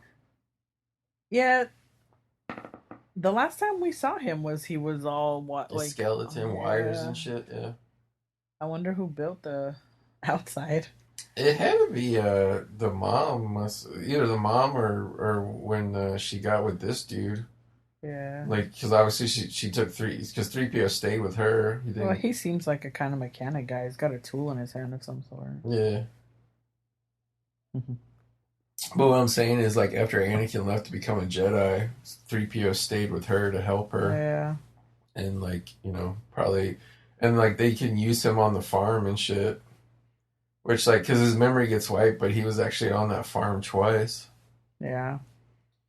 But Yeah. It's so weird how he's like, Shmi is my wife. It's like, yeah, this is like a weird thing. Like, you mean your mother is my wife? Like, I don't know. It just seems strange. He's like, I bought her as a slave, but she turned out to be such a great wife. I'm just like, because they don't make it be like, oh, he went to the town and he met her and she was a slave. Like they make it sound like I just bought her to make her work and then I fell in love with her. Yeah. But obviously he has these kids. Well, I guess the whatever is his son. It's not supposed to be Shmi's son, right? Because he says stepbrother, not half brother. Yeah. Because I mean, he's like, you fuckers. How could you let this happen? Yeah, Anakin's only been gone 10 years, and Uncle Lars is like older than he is. So it's just this guy. His wife either died or divorced him, or who knows what happened. She's got another version of Buns. Yeah. I think his name is Clegg or whatever, and he lost his leg trying to fight the Sand People, I guess, to get Shmi back. But he's like the original passport bro. He like went and found his woman elsewhere. Oh my god. He went to Watto's junk shop and found his woman. He got his passport to go to Watto's junk shop. He must have liked her because she was so subservient. He liked her. He was walking through looking for some robot parts. He saw her sweeping the floor, and he saw that she was fit, feminine, and friendly, with a submissive demeanor. So he made Watto an offer he couldn't refuse. It's about to get real. Yeah. I like that scene when Anakin's like, I'm going to find her, and they're like, she's dead, son. And he's like, no. I know. It's like, why would you say that? Like, you don't even know. Well, first of all, he's a Jedi. He can feel if she's dead or and not. And also, you just finished saying that when you got better, you're going to go look for her again. Yeah. Why? Now you're telling him she's dead? Like, no, we got to talk about this scene where he's on the speeder, and it's like the sunset, and the is it Duel of the Fates? Yes. It's fucking awesome. I don't think it's on... Oh, maybe it is on this part. He talks to the Jawas. Yeah, I think it is. Yeah. I'm trying to think when I said it, because... No, it is. It's like... Like, I remember during that part, I was like, oh, why'd they have to bring this song back? I know. It's so hardcore and badass. Okay, we're not there yet. Yeah. I mean, it takes a while. He's like looking all around. Like, I think he's basically tracking them, like the places they've been at and shit. Yeah. Or no, this is Obi-Wan. But yeah, that's why I said we're not there yet. Yeah. This is where Obi-Wan goes and gets captured by the millions of bug men. I thought this was like a cool touch because like you hadn't really seen this in Star Wars yet, but like the Geonosians, they're basically like giant bugs. And I like that their buildings, like they're all catacombs and they're like hives that they live in and shit. It looks like a hive, where he just walked by. Because I don't know if you remember it, but one of the episodes of Clone Wars, that's where this is the droid factory. That's where it's hidden because all their cities are underground, the Bugmen or whatever.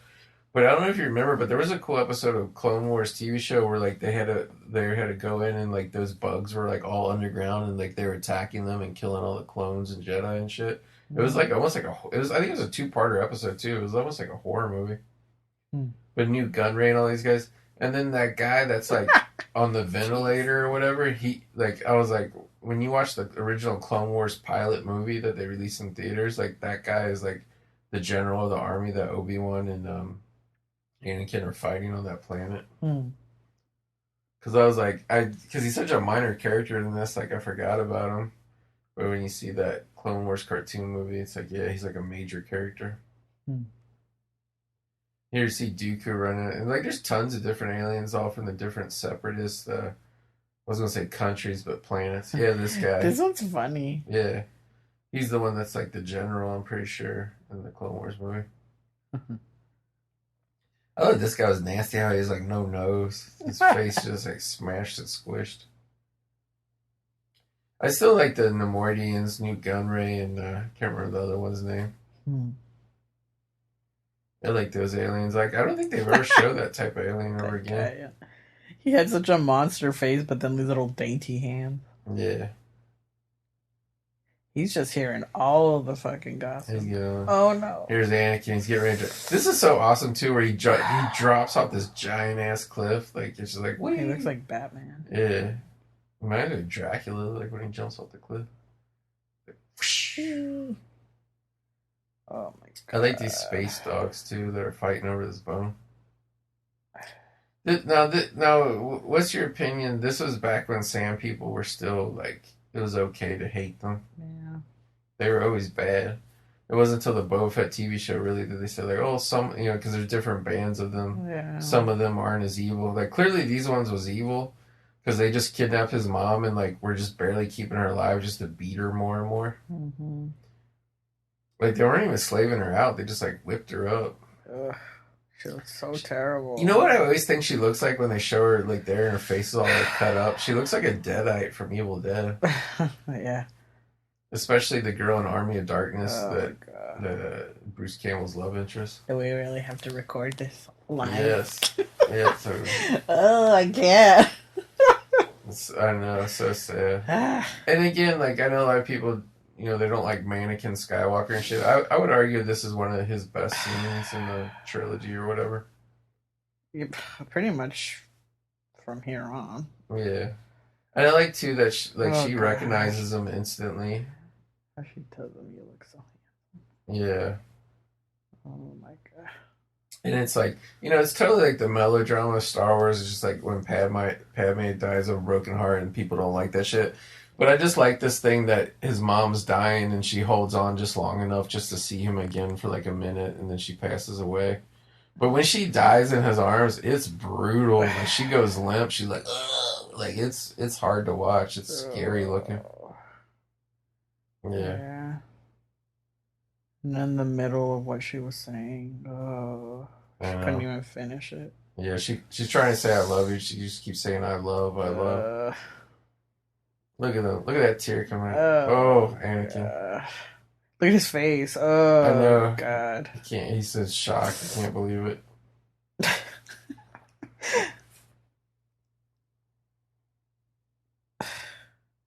Oh my God. It's like his worst fear. Yeah. This is what he's always been so worried about. Oh my God. And then here comes the turn. Yeah, that's when he starts turning Darth Vader here. Oh, God. I gotta say, I excuse 1,000% what he does here. I know it's not the Jedi code, but I would have done the same thing. But not with the kids. Yeah, I would have killed them all. I would have slaughtered them like animals. No. And then this too, like he can hear it.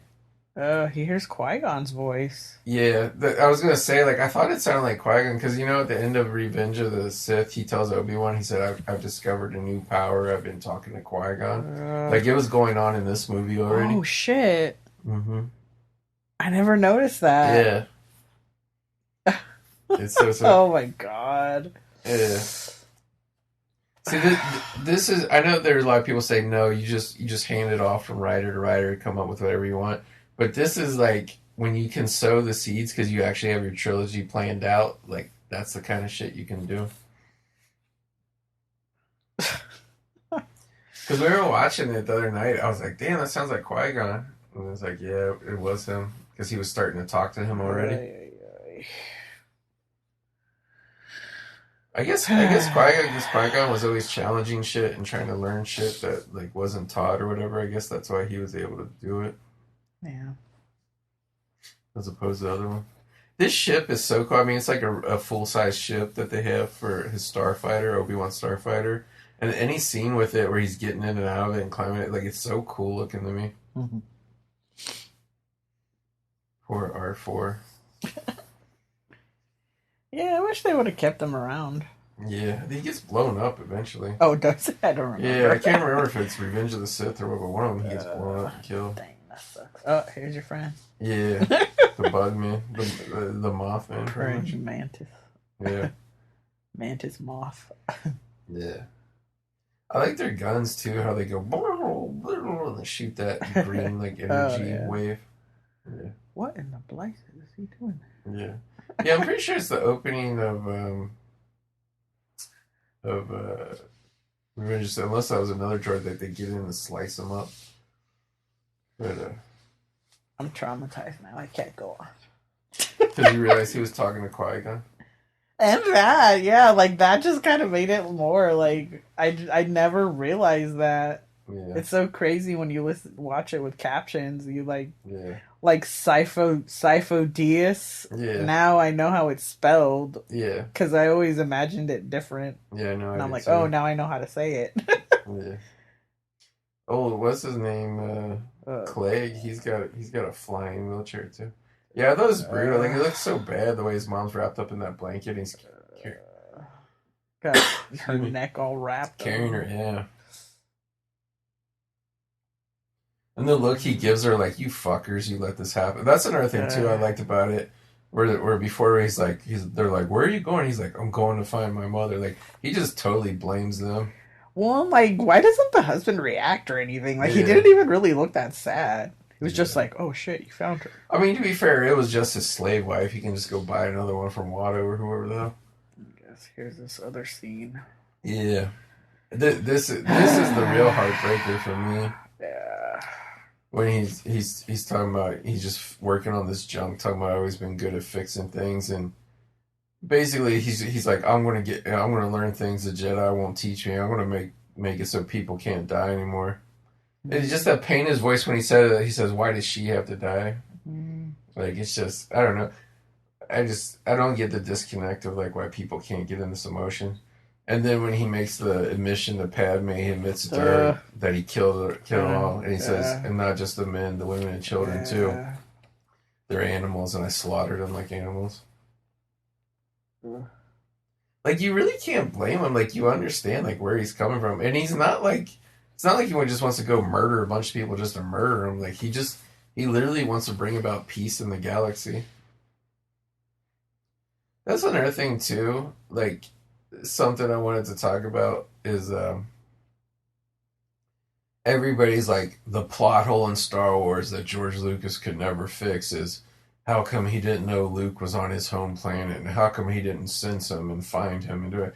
And it's just like, if you really understand who Anakin is, even when he's Darth Vader, like, did he really want to find his kids? I mean, really? Like, first of all, he didn't even know that they were born. Like, he thought that, whatever. Or maybe he did, I don't know. But, because Sidious tells him, she's dead or whatever. But either way, it's just like, in Empire Strikes Back, when he talks to Luke, he says, help me, join me, and we'll overthrow the Emperor and all that shit. Like, I never got this idea that Darth Vader wanted to find Luke and Leia and fucking kill them for, like, zero reason. Like, that just never made any sense to me. Well, I kind of get the sense that it's more like,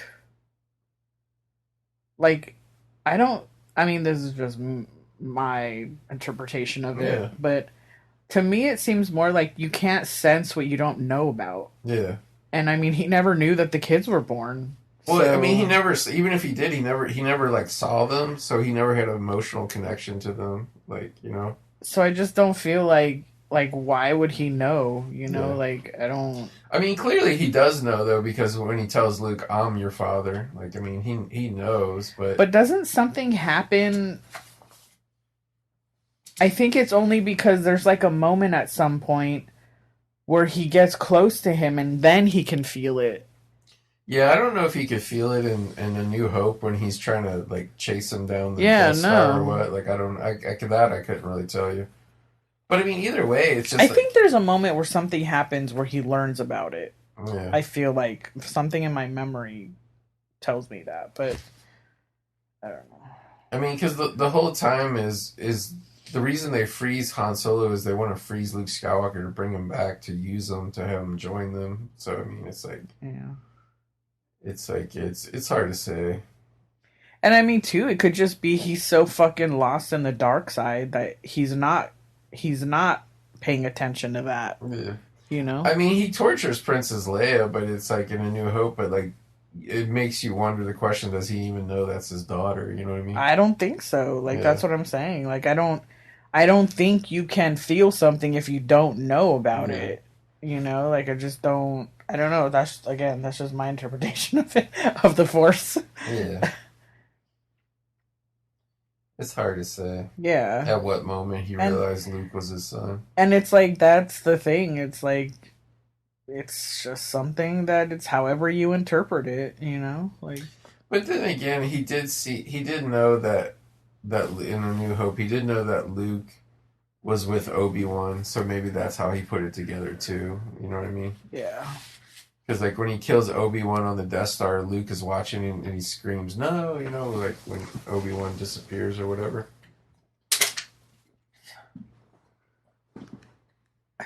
We'll know when we do the anniversary episode. Yeah, a couple of years we'll get to. Or when I'm watching the 24/7 marathon TBS. on TBS or TNT or whatever they're showing I it. think they played them both. Jimmy Smith's coming straight from Me Familia to Star Wars. Pretty much, huh? Yeah. Obi-Wan gets captured by the droidicas here. Your favorite Star Wars droids? No. More happening on Geonosis, I feel, has been revealed. Mm-hmm. So this is pretty much like plot-wise, this is pretty much where all the Jedi know that Geonosis is the place where all this shit is going. But in order to go there, they can't just go there with like 10 Jedis or whatever they have left. Like they're going to need to actually call on the clone. So like the whole point, and this is why I always like the prequel trilogy, is like Darth Sidious starts a fake war between the Separatists and the Republic, first using the droids, and then knowing that in order to take on the droids, they're going to have to call on that clone army, like actually employ that clone army to come fight for the Republic. Mm-hmm. And then he has them automatically programmed up from the get-go with Order 66. Mm-hmm. So, like, I just always thought that story and the way it's played out, like it's playing out through episodes 1 through 3. Yeah. Again, that's why I think you should plan the trilogies out, not just say, oh, we got the most talented independent film directors to come make their own individual movies or whatever. Yeah. But, yeah, like, I just think the whole thing. I mean, that's the whole point of a trilogy. Yeah. Like, they're all supposed to relate to each other. Otherwise, you're just making 3 random movies, which is what happened. Well, when you put Kathleen that's what in happened. Charge, There's 3 random movies made by random people. When random fuckers take the job. And random people wrote different parts of the movie, and they just randomly chose which parts of the movie go where, and then you get what you get. But yeah, like this point, like they all fall for it, and like I just like every time I see scenes with Palpatine, I'm just like, fuck you. I mean, I guess it's really Palpatine guiding them, being like, oh, I have to get the emergency powers, and because Padme went away, she put Jar Jar in charge, and Jar Jar's the representative for her, so he makes a suggestion like, oh, we should give him emergency powers. He is like really. I would say Palpatine is probably like the most devious, treacherous villain in a movie since Valak from Lost Boys. Yeah. Well, I think because they're legit villains that just like are evil. Yeah. Well, I think too.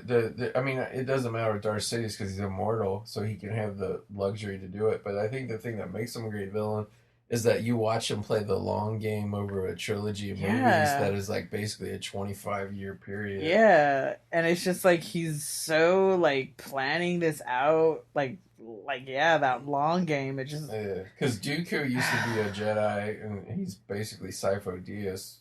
Like you piece together. Yeah.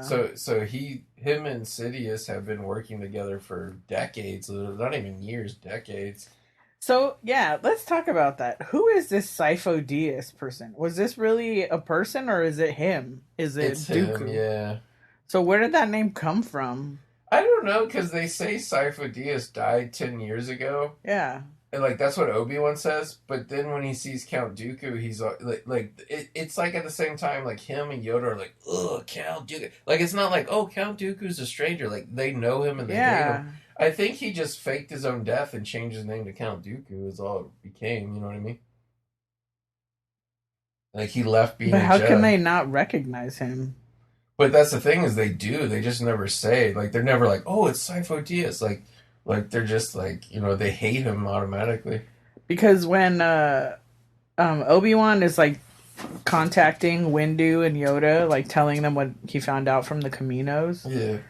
I could be wrong. I'm going to actually look that up. No, but that's the way I always put it together. That Sifo Dyas was actually... When he mentions Sifo Dyas, Yoda is kind of like, like he looks like he recognizes... It's like a secret between them. They're not like saying... So I was just always confused about who that was, because you had... I mean, and from my memory, like, I don't remember anybody being named that from the first one. Yeah. And it seems like that's the time period they're talking about. I'm looking at Wikipedia. Let's see what it says. I will never join you, Dooku. Yeah. I always took it that Dooku was a former Jedi. Well, that's what they said. When, Oh, according to this, it's a different person, but he was friends with Count Dooku. Oh, okay. So they were in bed together. Look at Yoda. He looks so funny standing up there. Yeah, like it's like a baby up there standing. It's funny. Yeah. Sifo Dyas was gifted with the power of foresight. He earned this seat on Jedi High Council prior to the invasion of Naboo. He foresaw a coming war that would ravage the galaxy. He believed the Republic would require an army to prevail. The Jedi Council rejected his notions, leading to his removal from the Council, but he still pursued his ideas and contacted community coalers. I mean, this is all just like bullshit backstory that they made up some other time. But it's like, how would he get the billions of dollars needed to pay the Kaminoans to make that army, you know what I mean? Yeah. I love democracy. I love democracy. I love the Republic. Oh, shut up. Oh, God. He's so evil. That's, honestly, like, since we're talking about Palpatine, like, that's what I hated. Like, to me, like, what kind of broke Star Wars forever was when they brought him back for Rise of Skywalker. Like, that made zero fucking sense, because just the character that he was, like, I know he got, like, more monstrous and, like, all deformed and shit as the old Emperor, but still, like, I just can't, like, I don't know, like, I feel like if he was still alive, he would, like, do some long-term plan to come back. He wouldn't just pop up out of the ground with an army and be like, I'm back! Oh! And, like, fucking J.J. Abrams is like, oh, this is the best I could come up with on short notice, but it's just, like, to me, that kind of ruined the mythology of Star Wars, saying that fucking he was still alive after all this time for no reason. It's not really Star Wars. So it's not. It's Bob Iger Star. I won't even call it DSW. It's ISW, Iger Star Wars. We're soaring over fucking Geonosis right now. Like soaring over California. Yeah. They should do that for like the Star Wars nights, do soaring over Coruscant. That'd be so cool. Soaring over Star Wars. Yeah. Oh. Go over all the and planets. then blow heat at you when you go over Geonosis. All the steam. Then have water splash on you when they go over Naboo waterfall. Imagine like the bud guys come flying out of the hive. God, And, have feel wind coming at you. Yeah, they're hitting the windshield like the windshield. Yeah. Like driving to Sacramento or whatever. That's funny. Yeah. I gotta say, like, I mean, it was cool seeing C-3PO with, like, kind of shitty, rusted metal and stuff. But after a while, you're like, somebody clean this droid out. He's so filthy looking. He gets a bath eventually. Yeah. I mean, even when he had his gold armor, he got dirty in A New Hope where they had to give him the bath and shit, but... Yeah. Anakin and Padme just walk into the droid factory. But I was gonna tell you, like, I didn't want to like point it out to like talk over the movie, but like you notice like all the alien bugs start coming out of the walls and attacking Anakin. Like he's literally legitimately slicing them in half. Like you can see it. Like some he sliced sideways, some he sliced down the middle. But he's slicing these fuckers like way up. This is the beginning of him and R2's banter. Yeah, this is like the first mini adventure they go on to.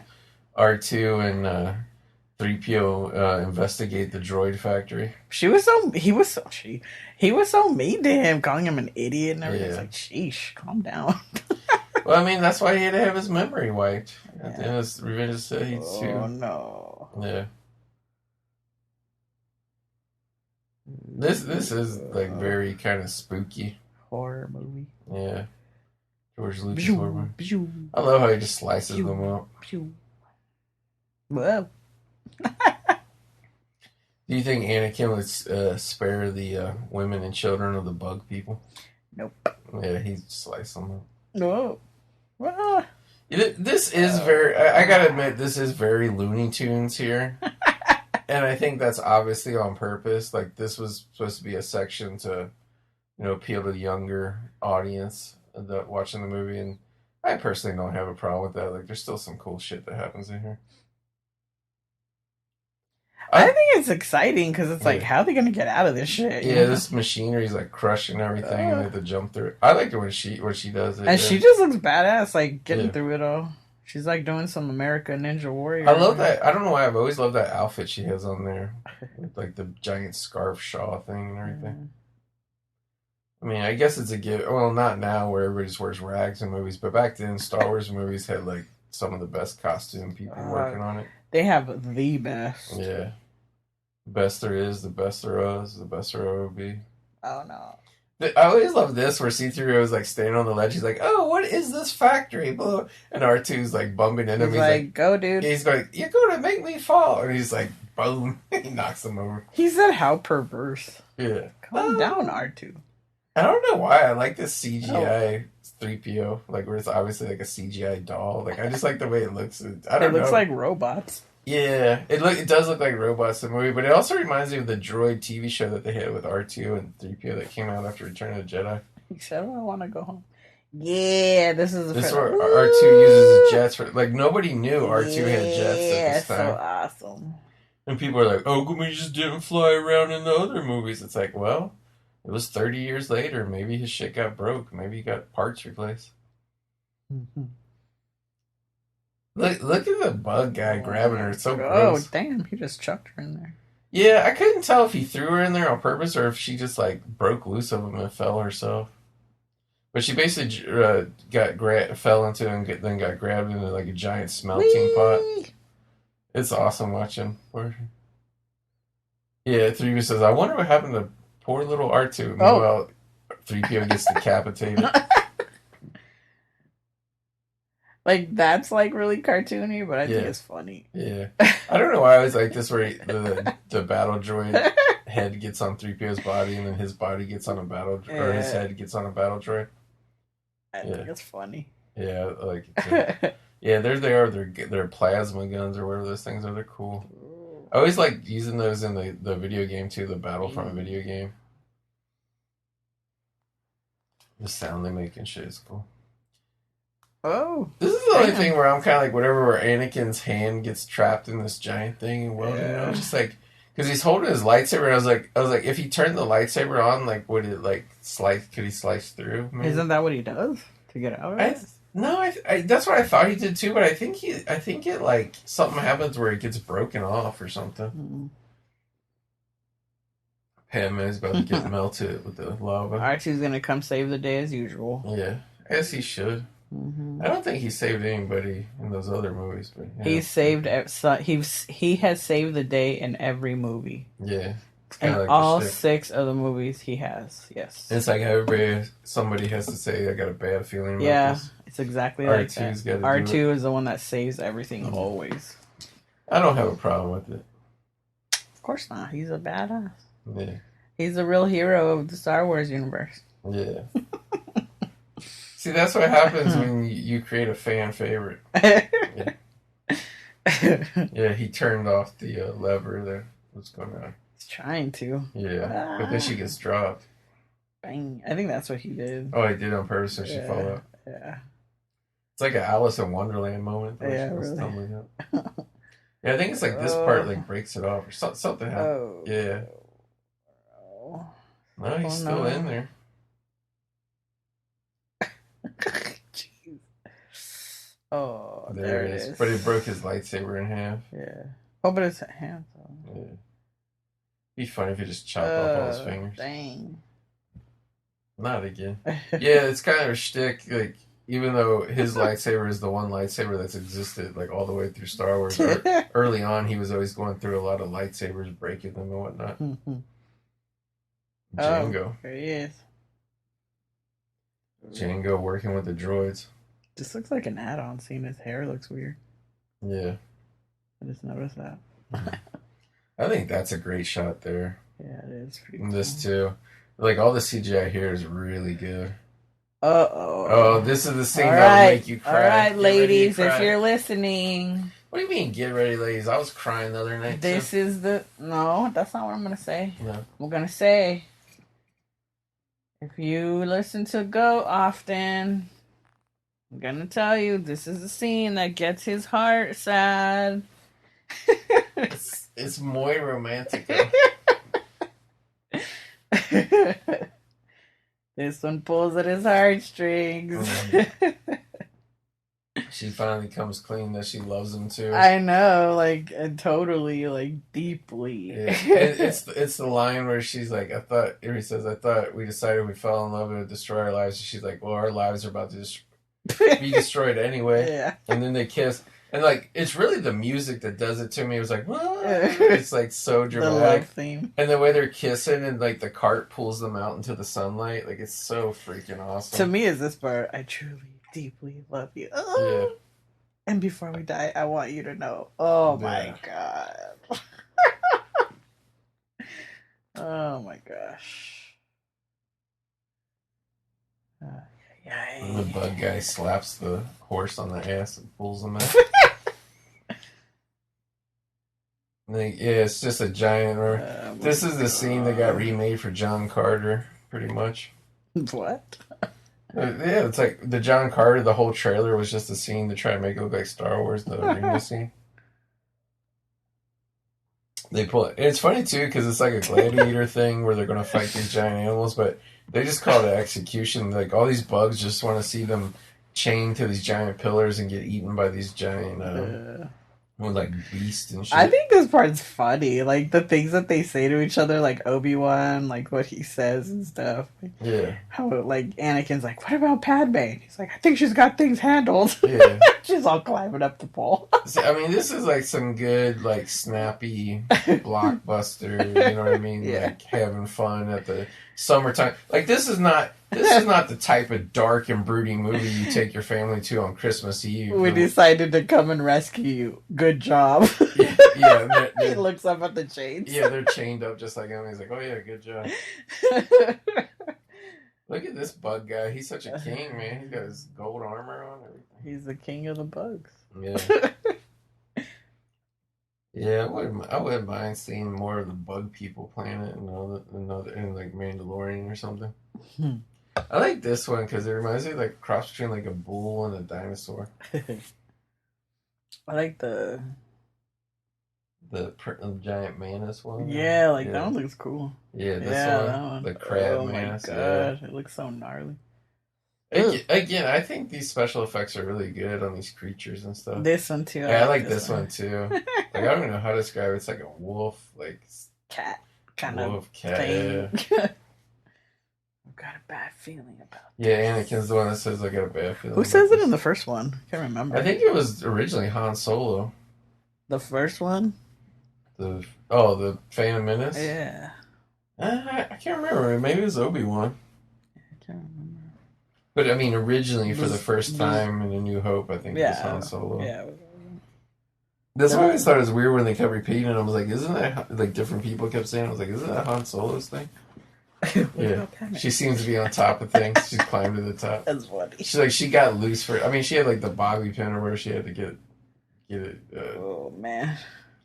Obi-Wan got free easy. He just let the monster snap the chain. Mm-hmm. Oh, jeez. Yeah. It's like Yeah. bull charging Anakin. I like how he finds a way to ride it. I have to say that came off too easily. Nah, that thing. That was too convenient. Yeah, it was just a little ring thing. I like how she's like, but then she gets so badly. Then when she got her clothes ripped off, that back scratch where it's bloody. It That looks was nasty. bad. Yeah. And the way she yells, like, Yeah, she's like, it sounds so terrible. Dang. I gotta admit, like young me when she got her clothes ripped off, I thought she looked so hot in this scene. Like especially later when she's like shooting everybody with the laser gun. Who? Padme with the way like she's like midriff showing, and she's like all badass. Like really, just her fighting too. Was hot. You said young you? Yeah, I mean, I was like, who's young me? like when I was, however When you old I was, watched 20. it. Yeah, I don't know how old. I guess I was probably even close to my mid-20s when this one came out. But yeah, like I like the animals too because they kind of like even though they're CGI, they kind of remind me of like old stop motion creatures you see in like a science fiction they movie. do look like that. Yeah. Oh. I like this one where he throws the alien off the thing, like he gets stomped or whatever later, or eaten. I have to say, like, I mean, I know it's something that's gone on since this time. Like, I mean, it's pretty much filmmaking now, but like the way they're like interacting with like the nothing that's there, like it's so cool. Good. Yeah. Like, I mean, he's there and looking at whatever fake little thing they had there, but like, I don't know. It looks like he's really reacting to what's there, like to what we see. I was surprised. I saw a behind-the-scenes picture from Who Framed Roger Rabbit by Christopher Lloyd, and it's supposed to be a scene where he's strangling Roger, and it was just colored all white, but he actually had a real stuffy of like Roger Rabbit, looked just like him. Yeah, that's funny. Yeah, I guess it gives. This is also your favorite too. The marker, yeah, where she jumps on and kisses him, like, oh yeah, it's like they're together now. There's nothing stopping it now, like. Yeah. Once she professed her love, once she started simping for Anakin Skywalker. Well, she already professed it, so. I like Obi-Wan too in this, that like he's competent, like he's a good warrior. He's just not like shitty and falling down. And these guys, oh my god, like so bloodthirsty. Yeah, they're like, oh, okay. And Count Dooku's like, don't worry, we're gonna kill him. She will die, don't worry. Oh god. They're rolling out the droidicas. Ugh. Now this is where shit gets like really like next level. I hate those things. Oh my god. Yeah. The droid destroyers. They just like you just can't fucking kill those things or get rid of them. This is a great entrance too. Oh, look at his wings. That look cool. I know. This is like the first time we actually get to see Mace Windu be a badass. Damn. He's always just been talking in the previous scenes. His purple lightsaber. Of course. Yeah, and then all the Jedi reveal themselves. I like how you can see their like their sabers, like all like in the distance. Yeah. Lots of female Jedi, I gotta say. Yeah, that was one thing I was noticing again because you see it with different eyes after time passes and shit happens in life. Yeah. But like that. Not just women, but all colors. Yeah. And aliens. Aliens, yeah. But of humans, there's all races of actors that are doing them. So I just, I don't know. I mean, I know Bob Iger invented women, but... and race. And Ray, he invented... Before Bob Iger, everybody was the same color on Earth. But, Damn. I always love that scene where Jango Fett tries to burn Mace Windu and catches his jacket on fire and like he falls down on fire and he flips it off. Yeah. That lady was slicing up some battle droids. Oh no. And this is where we see the 3PO body and he's all confused, and then we see the 3PO head on the battle droid body. That would suck if they just accidentally like sliced up 3PO's real head and killed him. Oh. I don't know, like that's one thing. Look at her. She's riding that space badass. Force, whatever it is. Yeah. That's why she's my favorite female in all this entire series. Yeah. She is badass. She just jumped on that thing like nothing. She's like, "Come on, honey, let's do this." Yeah, they're a love machine team in this one. Destroy. I always like this, and like. Somebody I don't know if it came from like DVD special features or where, but there's like footage of just all of them on the green screen, like it's just them, like because obviously the robots aren't really there. Mm-hmm. Everybody's just like swinging this lightsaber, and like everybody uses that as proof that like this scene sucks because like they're just swinging their arms around and shit. I'm like, but if you actually watch the movie, like the finished movie, not the green screen footage, Or it's not meant to be watched like that. Yeah, like it Oh. like it actually like connects. Like it's like, everybody says, "Oh, it's boring because they're just waving their arms around." I'm like, well, that's if you watch the blue screen footage. Like that's why I don't like that. Like that they started like really showing how like everything was made. Like that was special features and stuff. Because it's just like then people get too smart to be able to enjoy it. Yeah. Yeah, that's why I don't like watching any of those. Here's Jango Fett versus Mace Windu. This is I always like this too, like the thing stampeding him. Oh damn! Like Jango trampling him. He really. Yeah, it's fucking awesome, honestly. He was just rolling. And then it goes to charge him again, and Jango Fett just gets up and gives it a headshot with his blaster. I always thought this was awesome. Bam! He did. Oh, he looks cool. And like the scenes where they use a CGI stunt double with Jango Fett are really cool. Yeah. Windu goes, charges him, takes off his head. Awesome. Look at his power pose. I know. Oh, look at him. Oh, fuck. Mace Windu's a cold-blooded killer, and Boba Fett sees it. He's like, no. Man. Gnarly. That's why he tried to get his revenge on Mace Windu. Die, Jedi dogs. Oh, what did I say?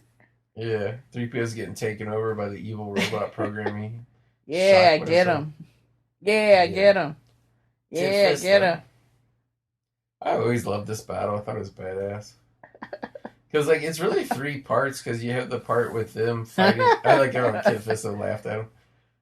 You have the part where, like, they fight the animals, and then, like, they all fight the battle droids, and then, like, they're going to lose, and they're outnumbered, and then Yoda comes with the reinforcements. So, like, there's really, like, 3 parts of this battle. Like, that's why it's so cool.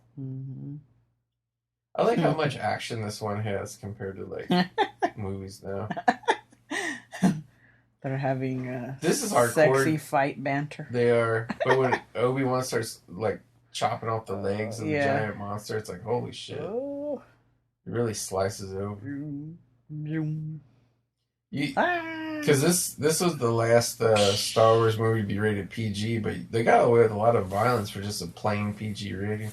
Here comes R2. Guess what he's doing? Saving the day. Yeah, he's going to rip off 3PO's head and put it back on his real body. Rip off his head. He does. Look, he's struggling. He's like, I can't get his head to rip off. It was like a Mortal Kombat fatality. This is such a drag. It's like, R2, finish him. Oh no. Spineless. Oh, damn, Jedi are dying. It's like Sub-Zero's head rip. Oh my god, so many. I know, a lot of Jedi die here. About half the Jedi get killed here. Oh, because those fuckers. Because there's just wave after wave of battle droid coming. You're singeing my circuit. I like how his legs are kicking. I know. And his arm. Funny. Count Dooku damn, there's hardly any left. I know, there's like 7 or 8 left. It's the super battle droids. Which, like, it took me the longest time to realize the super battle droids have, like, the same head. It's just, like, fused into, like, their giant shoulders. Yeah. It's, like, the same head as the other ones. It just doesn't come up and they look just around. have bigger traps. Yeah. It's like they have giant traps. Basically making them no-necks. Oh, man. And then even the bug guys are kind of in there fighting, too. Yeah. Although I was surprised, like, the whole bug population, like, they flew out once the fight. They're like, fuck this. Like, we're not going to get caught in this. You think they would all been, like, attacking the Jedi and shit? Yeah. What do you think about Christopher Lee as Count Dooku? Because, like, obviously he was a legendary horror actor, but George Lucas liked him. But he actually has, like, a really big part in, like, this one, and like, I mean, he shows up in the next one too, but yeah. Here comes Yoda with reinforcements. I like this too. Like, I like how they show the gunners just like shooting all the droids, like slicing through them with the lasers. I think he's like evil, but he's like the classy evil guy. Yeah. I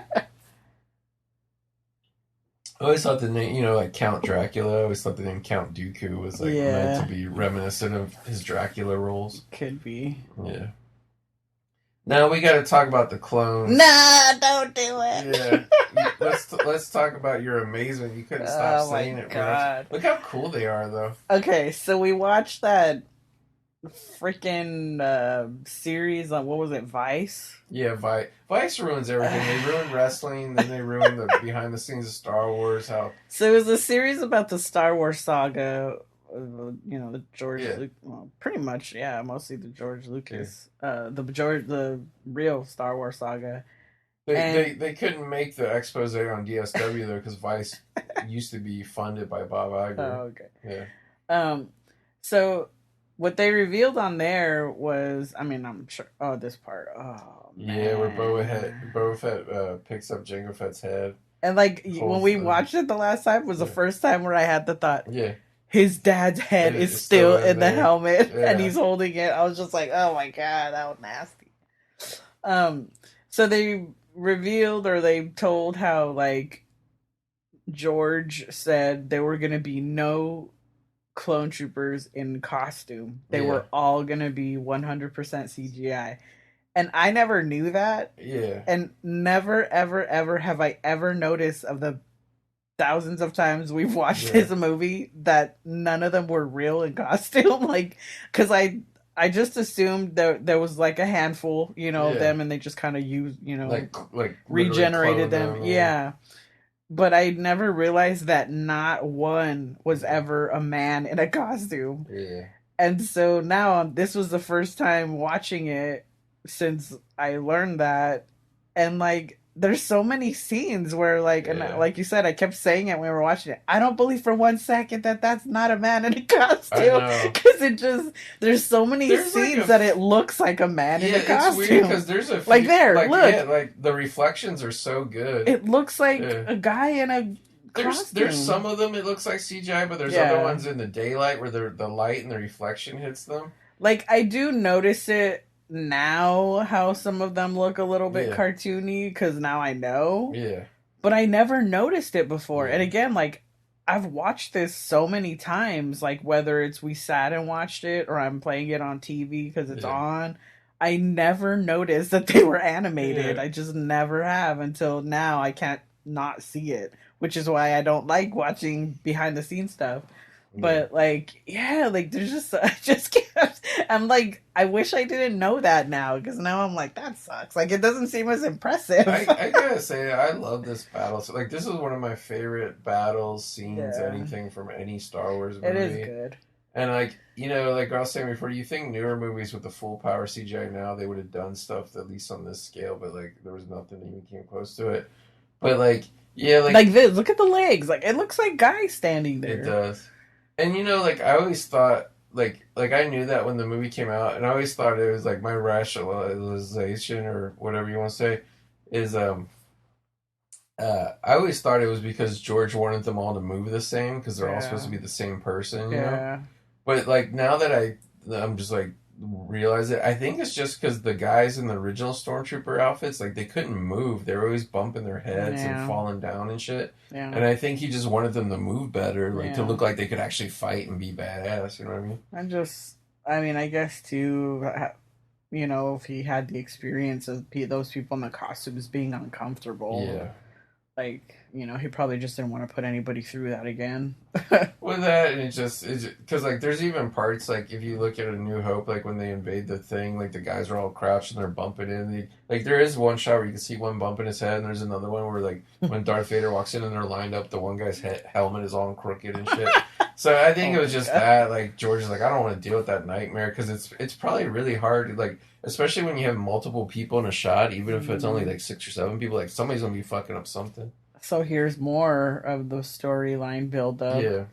I remember it was such a big deal of it was the first time that they showed the plans. Plans. I do remember that being a big deal. The next project that the Geonosians were working on for Darth Sidious was they were planning the Death Star. They had the plans for it. Yeah. Yeah. Which is, speaking of how all those characters are actually CGI characters and all the stuff that's going on right now with the whole AI thing of actors and all that. It's kind of weird, huh? Yeah, I mean, it's weird that was this they're so worried about it now, and this is nothing but what this movie was. Yeah, George Lucas was doing it for fucking young Bob Iger when this movie came out, and he was only in his late 40s at the time. He's like, "Oh my god, this movie's going to revolutionize Disney. I can just fucking clone the same actor over and over and over." But I just like all that. I mean, I know people would argue that like Star Wars is a toy commercial and shit, but I just love everything in here. These ships, these like little, they're almost like mini Death Stars. These little ships that the Geonosians have. Yeah. And I like how the guys are like shooting with the lasers to make them crash. I like those shots where it looks like it's real, like a real camera, like looking at zooming in. Yeah. Whoa. Dang, we just got covered in because they were talking, like I saw one thing where they were talking about how big of a revolutionary scene this was, this whole CGI battle here. They're basically saying that like this was like the precursor to what Avatar was, like how the whole world was CGI in Avatar, like and I gotta say, like I know people like, you know, I don't know, like I've heard some people not like this, but I think this is like really good on a technical level, like like all these orange sand dunes and shit, like all this looks really good to me personally. And I just always liked it how they're like flying around in that shit with the doors open and shit. Like it was look at this guy. Yeah. Riding his Harley in the desert. Yeah, Dooku's trying to outrun like a legit spaceship, a dropship. Well, he's like, doing it. Speed, yeah. I like these little guys that try to help Dooku too. They're shooting that thing. Oh, this is awesome when Padme falls out and the clone trooper falls with her too. Dang. She rolls all down the sand. He's like, put the ship back. And you know the worst part too is all that sand got in her bloody back wounds and shit. Damn. Yeah. I don't know if that would burn like salt would, but it's probably hurt. Yeah. And then this is where Anakin and Obi-Wan argue because Anakin's like, put down the ship, I gotta go back and get Padme. And I love what Obi-Wan says. She would want you to, you know, do your job. You know, she did her duty. And it's true. Well, I mean, he would say, what do you think she would do? Yeah. In your position, yeah. And Anakin's like, damn. And he's like, damn you, Obi-Wan. Yeah. Never. She would do her duty, yeah. Yoda's like, this little guy. Yeah.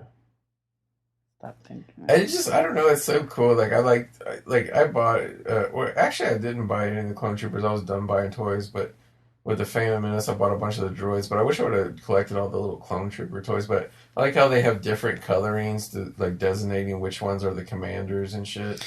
Yeah, there was one, I can't remember, I want to say, which one is the one where Yoda goes to stay with the Wookiees? That's Revenge of the Sith, yeah. Yeah, I thought it was the third one. There's one there that's with him, or I don't know if it's... The green ones, the scouts. With the camo? The camo troopers. Those are so cool. I was like, holy crap, what are those? I was going to ask you. I was like, I want one of those. Yeah, they're kind of like the Green Berets, or like kind of like the they were jungle awesome ones. looking. Yeah. I was like, I want like a... Not a life-size one, but like one of like the one that you have, how it's like bigger. I want one of those like that. Yeah. I wonder if anybody makes those like that. Oh yeah, like Sideshow makes them. All those hot toy ones. I want that one. That one was cool. I'm sure they've made that one at some point. They keep making them now. They're still making Clone Troopers even now. I like this part because it's like we're really getting like real Sith versus lightsaber Jedi fights again. Yeah.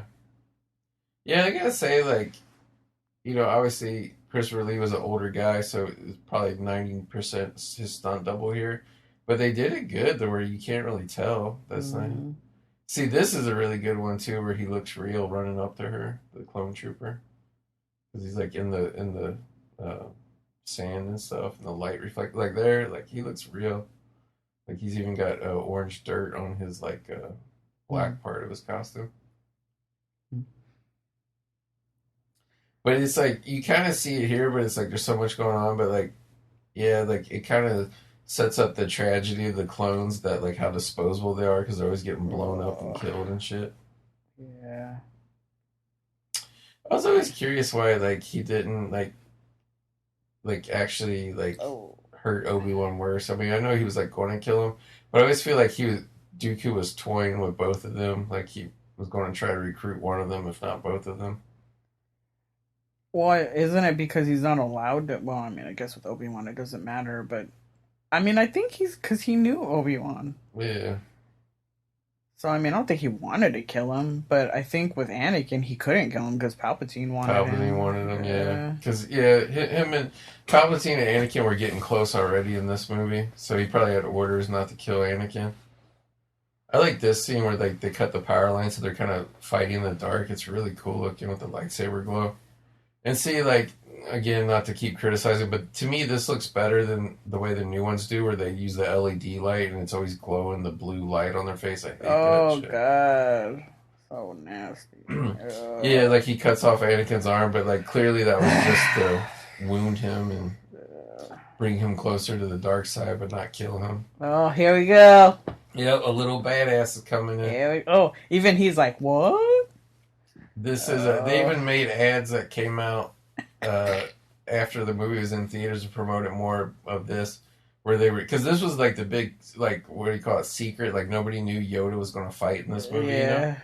And then that's when the Yoda Man commercials were, who's the man? Yoda Man. Show him doing all his flips and shit. Because, like, I mean, all you ever really think of him is that he's just this old thing that can't do anything. And, like, they start out, like, with, throwing all the rocks and shit at each other, and then finally they're like, oh, this will only be subtle lightsaber. And, like, nobody even knew Yoda even had a lightsaber to this point. Yeah. I like how badass he is here. Yeah. And then whatever is up with Dooku's hands, like, it just makes it look worse. Like, the shit he's doing. Yeah. Ugh, it looks so nasty. Yoda's like, take that shit.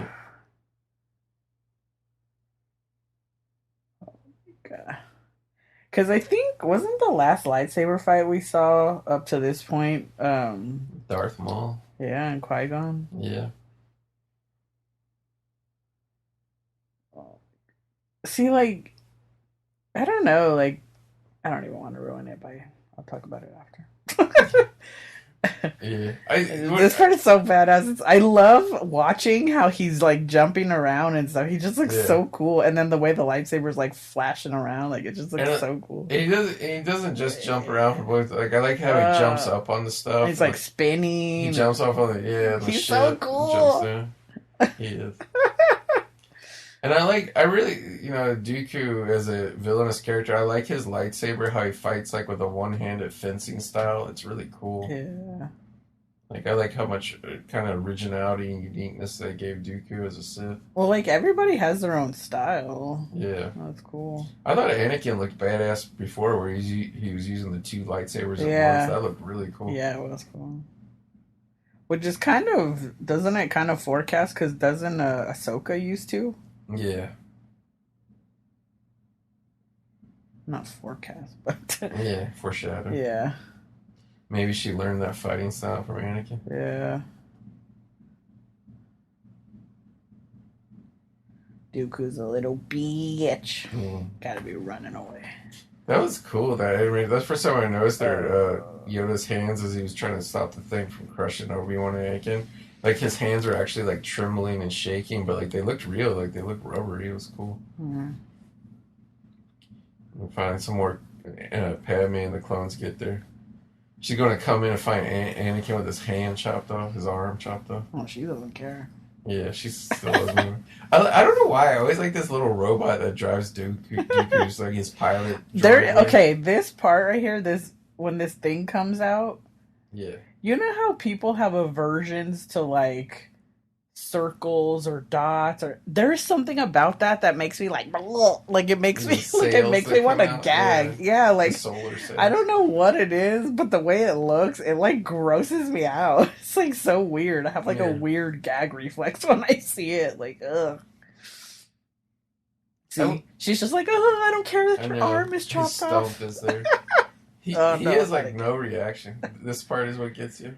No, it was like when it first comes out. It doesn't look as bad here because it's not like glob, like it does right there. Yeah. I don't know. It's like a nylon sail. Yeah, it just looks gross to me. I don't know. There's something, but it's like one of those weird aversion things. Yeah. Here he goes back to talk to Sidious. Which, like, I know it's supposed to be like the sunset or whatever, but it's like the way it's read, it almost looks like it's like a Sith planet or whatever. Where Mustafar or whatever. Yeah. Where he ends up settling. Yeah. Basically where he becomes Darth Vader. Yeah. But I don't think it's that planet. It looks more like they just went back to Coruscant. Yeah. Yeah, I always like this part. Actually, yeah, who knows? Because this is not Palpatine we're going to see. Yeah, it is. He's just pretending to be Darth Sidious. No, but I mean, well, he's not pretending to be Sidious. He is He is Sidious. yeah. But I just mean, like, we're not going to Palpatine's headquarters. We're going to Sidious's headquarters. Yeah. So, who knows where it is. Yeah, it's like the outside kind of looked like Coruscant, but then when it got all reddish looking, it looked like a different place. Yeah. Or maybe it was just supposed to be like they went to like an industrial city that like we hadn't seen before, you know what I mean? Yeah. Now, there is a line at the end of this movie where we got there that gets quoted on a daily basis now, and I hate that it gets quoted because it's like, you don't take a great movie line like that and turn it into the garbage that we have now. But anyway. Yeah, this is where the Jedi are putting it all together. What's going on? Keep an eye on the sound. They're starting to get, you know, like they know something hinky's going on. Mm-hmm.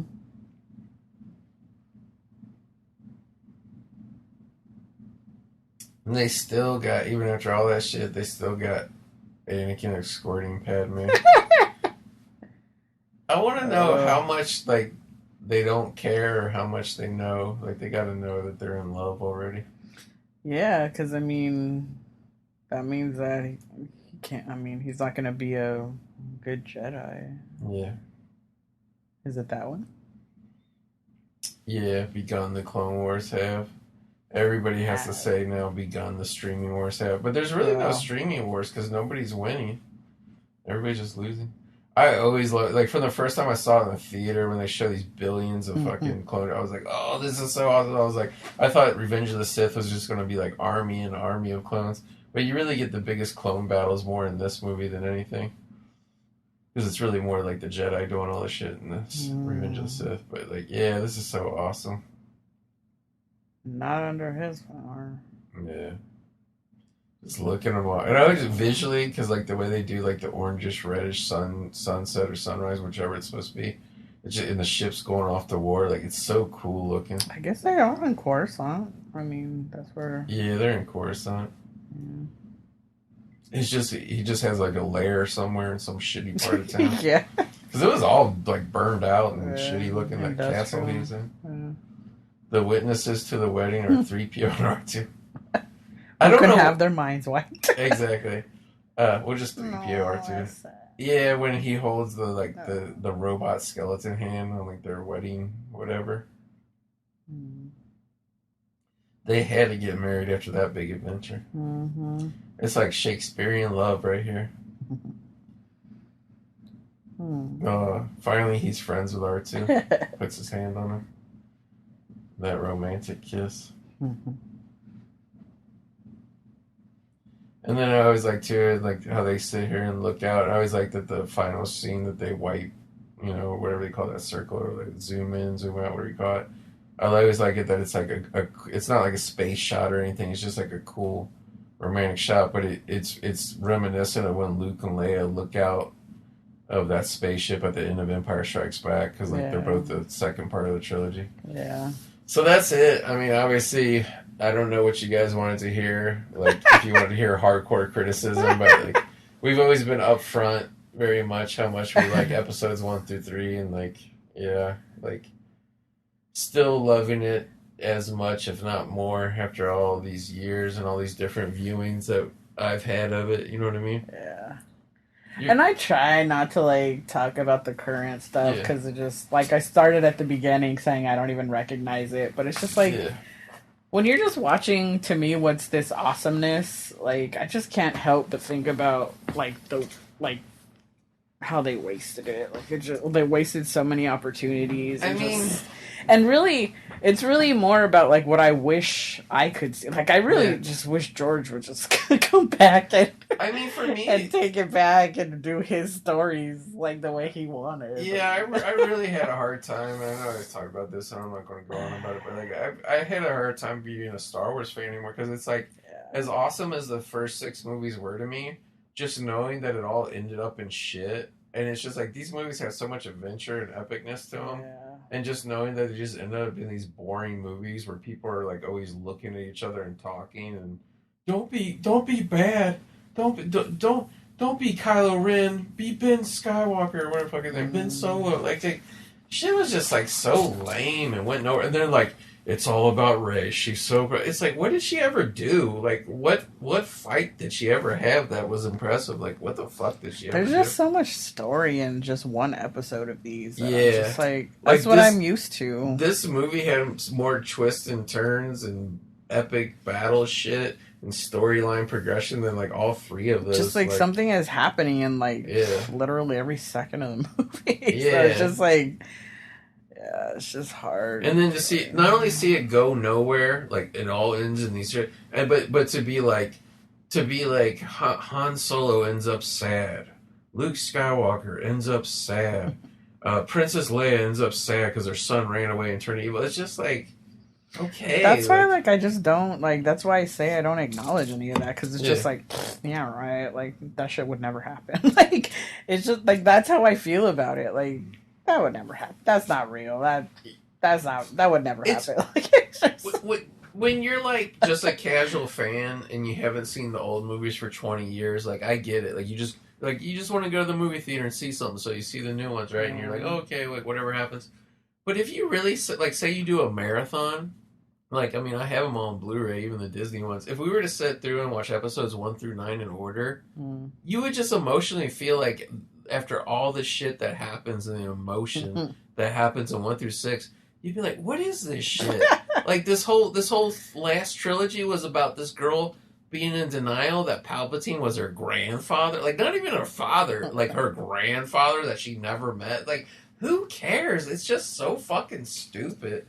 And it goes nowhere. It's just like round and round. It's like Force Awakens tries so hard to make you remember what Star Wars used to be like, but then it just doesn't go anywhere for like 2 more movies. It just farts around and like talk about ending with a fucking whimper, not a bang.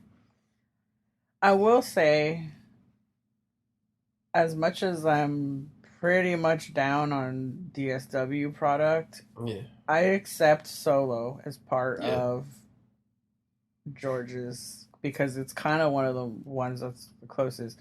And I accept Rogue One. I do accept Rogue One. And I accept anything Filoni and Favreau, which is pretty much just Mandalorian and Boba Fett. So I accept those, like, but it's because of the way they're made, you know? Like, they have story to them, and, like, it's really about...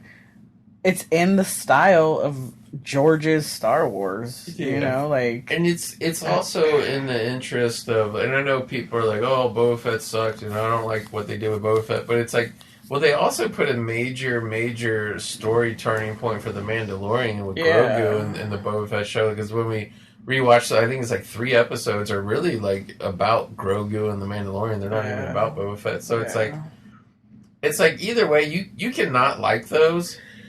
But, like, at least they're trying to, like, do a character arc and do emotion. And it's, like, worst case scenario, you don't like those shows. You don't want to acknowledge them in the canon of Star Wars. Here's the thing. They don't break anything. Like, they really don't. I know people would argue, like, well, they turned Boba Fett into a character I never wanted. Okay, but they didn't turn him into a sad old man that sat around saying, I'm a loser, go away, blah, blah, blah. Like, you know, if anything, he became, like, a heroic figure trying to help people.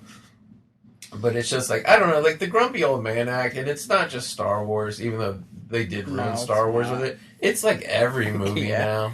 Marvel went down the toilet. Indiana Jones. Like, DC's about to go down the toilet. Yeah, like you're old. Once you're DCU an old man. is done, yeah, DCU is gonna be trash. Yeah.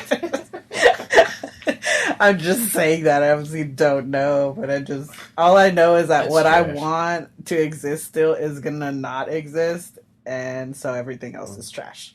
I like how George is like, special thanks to the engineers at Sony Atsugi, Japan. Like, he's just like, he literally made some Japanese people like create a camera just for him so he could film this movie the way he wanted to.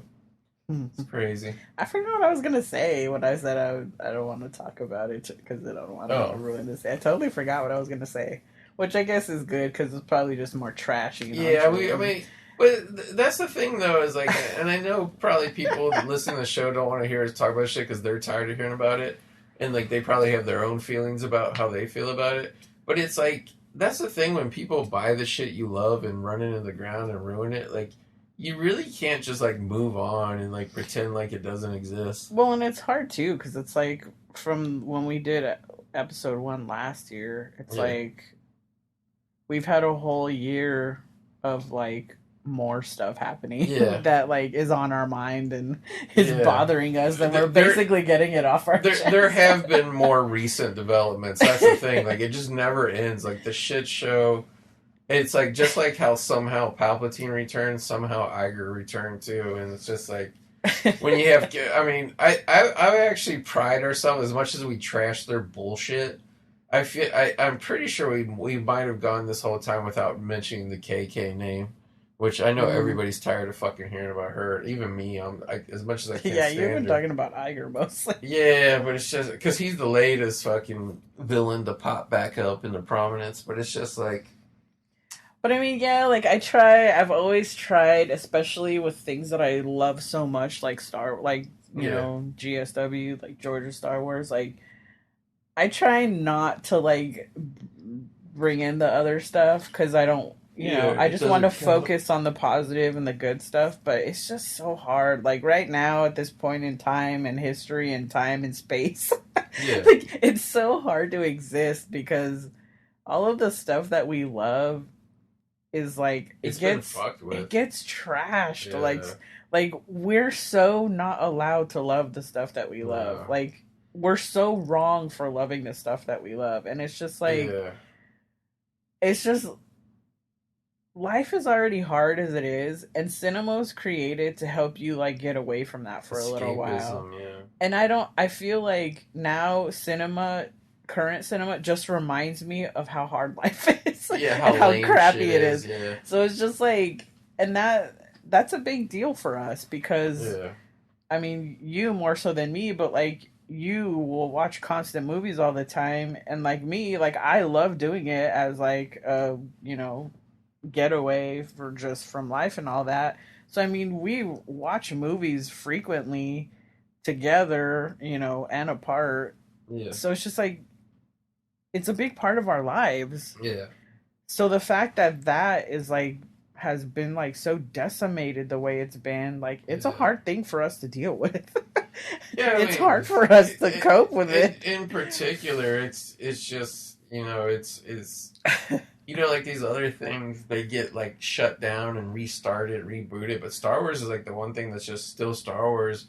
But it's like, it's so obvious when you can feel the ones that were like not made by the original creator. Like they don't feel authentic. They don't have the same heart. Well, also the worst thing too, like the reason I hate that piece of shit Obi-Wan show was just as a show, like the way it was produced, the way it looked, how cheap it looked. It just looked like something they had no fucking interest in making, and they just made it just for a cheap cash in. But then it goes like as far to like kind of like I think it rewrites. Other people arguing, you disagree, but like just all this weird side information of like this shit between like Anakin and Obi-Wan. Like no, they actually met and had several fights throughout the years. It's like what? And it's just like and Obi-Wan is good friends with a 8-year-old Princess Leia. It's just like. Why would you be writing these weird stories, these weird prequel side stories, other than just to like cash in on nostalgia? Because it doesn't really, even from a storytelling perspective, it doesn't really make any sense to make up these weird fake stories that they're making up now. It's like, just let it alone. The prequels were bad. People who worked for Lucasfilm trashed them. The people on Twitter and shit, like... It's like, you don't believe in that vision that George had for episode 1 through 3. So why are you making fucking sequels and spin-offs of a 1 through 3? Like, it's just like so cash grabby asshole. And then to be like, the real star of this show is fucking Grandmaster Reva. And it's like, again, more discount bargain bin characters that nobody likes shoved down their throat. Let's go ahead and put Obi-Wan Kenobi as a character to the side. Let's push Anakin to the side. the worst. Let's make scenes where Anakin has to talk to Reva like she's anybody important, when in real life he would just rip her apart with the fucking Force. But that's the thing. Like, that's what I'm saying is like, oh, I remember what I was gonna say. Um, that's the thing is like, what I'm saying is like, cinema was made to help you escape from like life and stuff. But now all the content is socio-political stuff. Yeah. And it's just like I remember when we were watching this last, like, before to record this and reading the opening scroll. Yeah. It like hit me how like, the big criticism of these movies, oh, they're too political. Yeah, that's what they said. They're too political based. But guess what? That's all the movies are now. Yeah. Because they gotta put in their political statements about this, or they gotta like make some statement of some sort, even if it's not political. They gotta make a statement about something, and it's just like, how can people like these though? All they are is statements about stuff. Yeah. So if you don't like these, then you shouldn't like that either. Yeah. And I don't, but I never thought that these were political in the first place.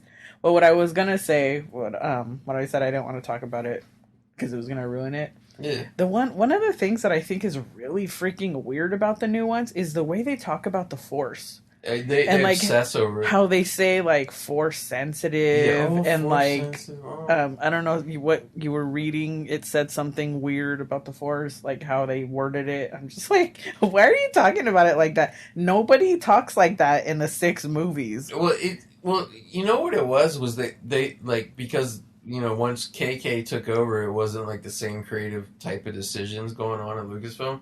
They were just like, the reason Disney wanted to get a hold of Star Wars was because they wanted to turn in this mega franchise like they did Marvel and have all these spinoffs and side characters and shit. So that, like, to them, like, the Force was just the generic one-fits-all Marvel Universe superpower that they were going to give all these different people.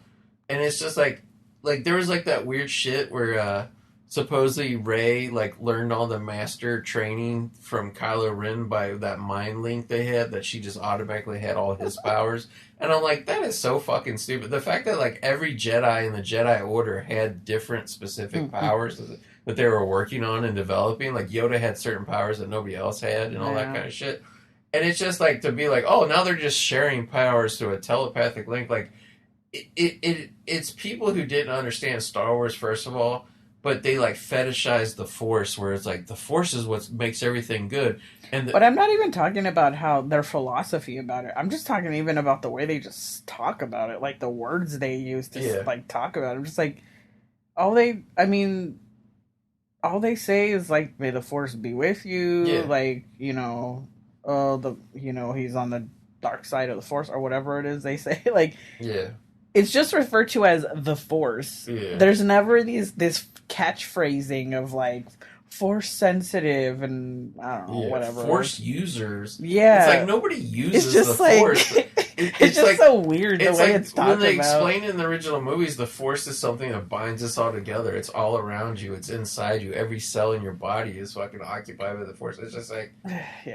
It's just so strange. Like, it's like a weird, like, I would say a fandom is kind of like a cult because they're all kind of like into the same thing. I think what they're doing now is like a weird cult because it's like, you got to say these words and you got to do it this way and this is the way it works, and it's just like, what? Well, George caught shit for 20 years for coming out with midi-chloridians, and they're like, well, that demystifies the Force so much and we hate that. But to me, Disney demystified it completely. They're just like, oh, you can be anybody and have the Force. See, Rey's a nobody and she has the Force. But wait, she's a Palpatine. But being a Palpatine doesn't matter because she's really a Skywalker. Wait. Like, the fucking mental gymnastics they went through to tell their story, untell their story, and retell their story again, like, it's gobbledygook. I mean, to me, that, like, just the wordage, the verbiage they use to talk about it, to me that like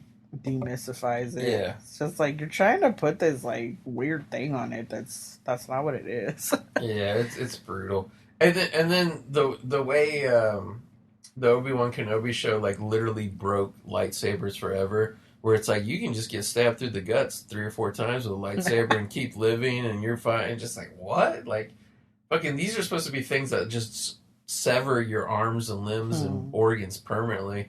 But yet we have a magical person that can just keep taking lightsabers to the gut. When she was 8 years old, when she was 30 years old, any age, she's fine. She'll just live forever. I don't know. It just, to me, it's an insult. Like, the way that they took that Willow show down and they're like, it doesn't exist anymore. That's what they need to fucking do with Obi-Wan Kenobi show, personally. Like, I mean, it's just weird how, like, they just make all these different products. I mean, really any company at this point, because apparently every like, you were looking at Showtime and them taking all their shit off. But it's just weird how all these companies are making all this product and then they're not standing by it. It's so strange. They're like, they're like, well, it's for financial reasons. And it's just like, did you never believe in this show that had 3 seasons creatively? Like, you don't want it to live on? Yes, we just want it to disappear because it doesn't financially benefit us now. It's like, okay. It's so like strange. Yeah. That's what I'm saying. Like, we're just in such strange times where all this stuff that we love is getting taken away, and it's just But we're supposed to shut up. It just makes us want to, like, keep, like, hold strongly to the things that we do still have, you know? And it's just like, that's just the way, that's why we get so passionate about it, you know? It's like, that's why we are the way we are. That's why we talk about it the way we do. So. Well, I mean, I think there's a reason everything's shut down as of this recording. The writers are on strike. Their actors are on strike. Yeah. There are literally no new TV shows or movies being filmed, so... I hope they're able to take their industry back, because... I hope they're able to go independent and just let the studios be shut down for good. Yeah. I mean, I know that's not going to happen, but that's the direction they should go. Or at the very least, they should just all bind together and make like a true United Artists type studio. Hopefully the artist equity thing will hopefully they'll do something out with it. I mean, that's why Ben and Matt started that company. I know we're getting off on a tangent here. We need to wrap up, but that's why they started that company, because they didn't like the way the studios were doing stuff already. So anyway, guys, this is your Star Wars celebration for the summer. So it deserves a really long episode. Yeah. Until next year. It's nothing compared to the ones, me and Bat 32 did the 4-hour it's ones. okay. But yeah, like, I just, hope you guys are having a good summer. I know it's been up and down with, like, the current box office of, like, there's not that many movies coming out, and the ones that do come out aren't doing well, which means people aren't really going to see them. But whatever you guys are doing to, kind of keep summer movie going alive, whether it be at your, just in your house, like we have been watching shit, like whatever. Like, don't let the summer movie tradition die, even though Hollywood wants to shut down and be greedy or whatever they want to do. Like, well, and two, it's a narrative that is being told that, that everything's doing terribly, when it's just... Yeah. We've had this conversation. It's probably a whole nother podcast on its own, but... Yeah. We really just got to think about the success of these films and the fact that life has changed since the pandemic. So, are these movies really a flop? I don't think so. That's my opinion. Honestly, though, the majority of things that are economically that are going on in the movie industry, the streaming was coming before the pandemic. Like, all those streaming channels were in the works to be launched during 2020, 2021. Yeah. So whether the pandemic or no pandemic, they were all coming. It would have been affected somehow anyway. There would have been a writers and actors strike no matter what. But the way everybody's trying to say how these movies have flopped, it's kind of like, well, you kind of have to compare them to each other from this year, because movie going is really different now since the pandemic. So I wouldn't get carried away with all this is a flop, that's a flop, because that's all relative. It's all relative to each other now. So. And it's all relative that every single movie that came out this summer was a part 7 of something. If you want to see the movie, if it looks good to you, if you're interested in it, go support it, give it your money, sit there, enjoy it, have fun, forget about life, just support the industry. Just because the genius mastermind behind Tromeo and Juliet tells you your superhero universe doesn't exist anymore. I can't believe you brought that guy up. Yeah. Well, because he says your superheroes don't exist. I know. But you, like, Michael Keaton can still be Batman if you want him to be Batman. Yes. It doesn't matter what fucking spiky haired fucking Colonel Sanders says. If you want to see the movie, go see it. Yeah. It's your life. It's your choice. It's your passion. If you love it, fucking love it as much as you want. You can love whatever you want to love. Doesn't matter. Just because everybody wants to crap on everything, their work doesn't mean anything. It's all on you. What you want to enjoy it. Like Bon Jovi says, it's your life. Exactly. It's now or never. Exactly. Because it really is now or never. Because we ain't going to have movies and stuff for a while. So enjoy it while it's here. Exactly. All right, guys. Thanks a lot. Hope you have a great summer. Or what's left of it, I should say. And we'll catch you back here again in the movie graveyard.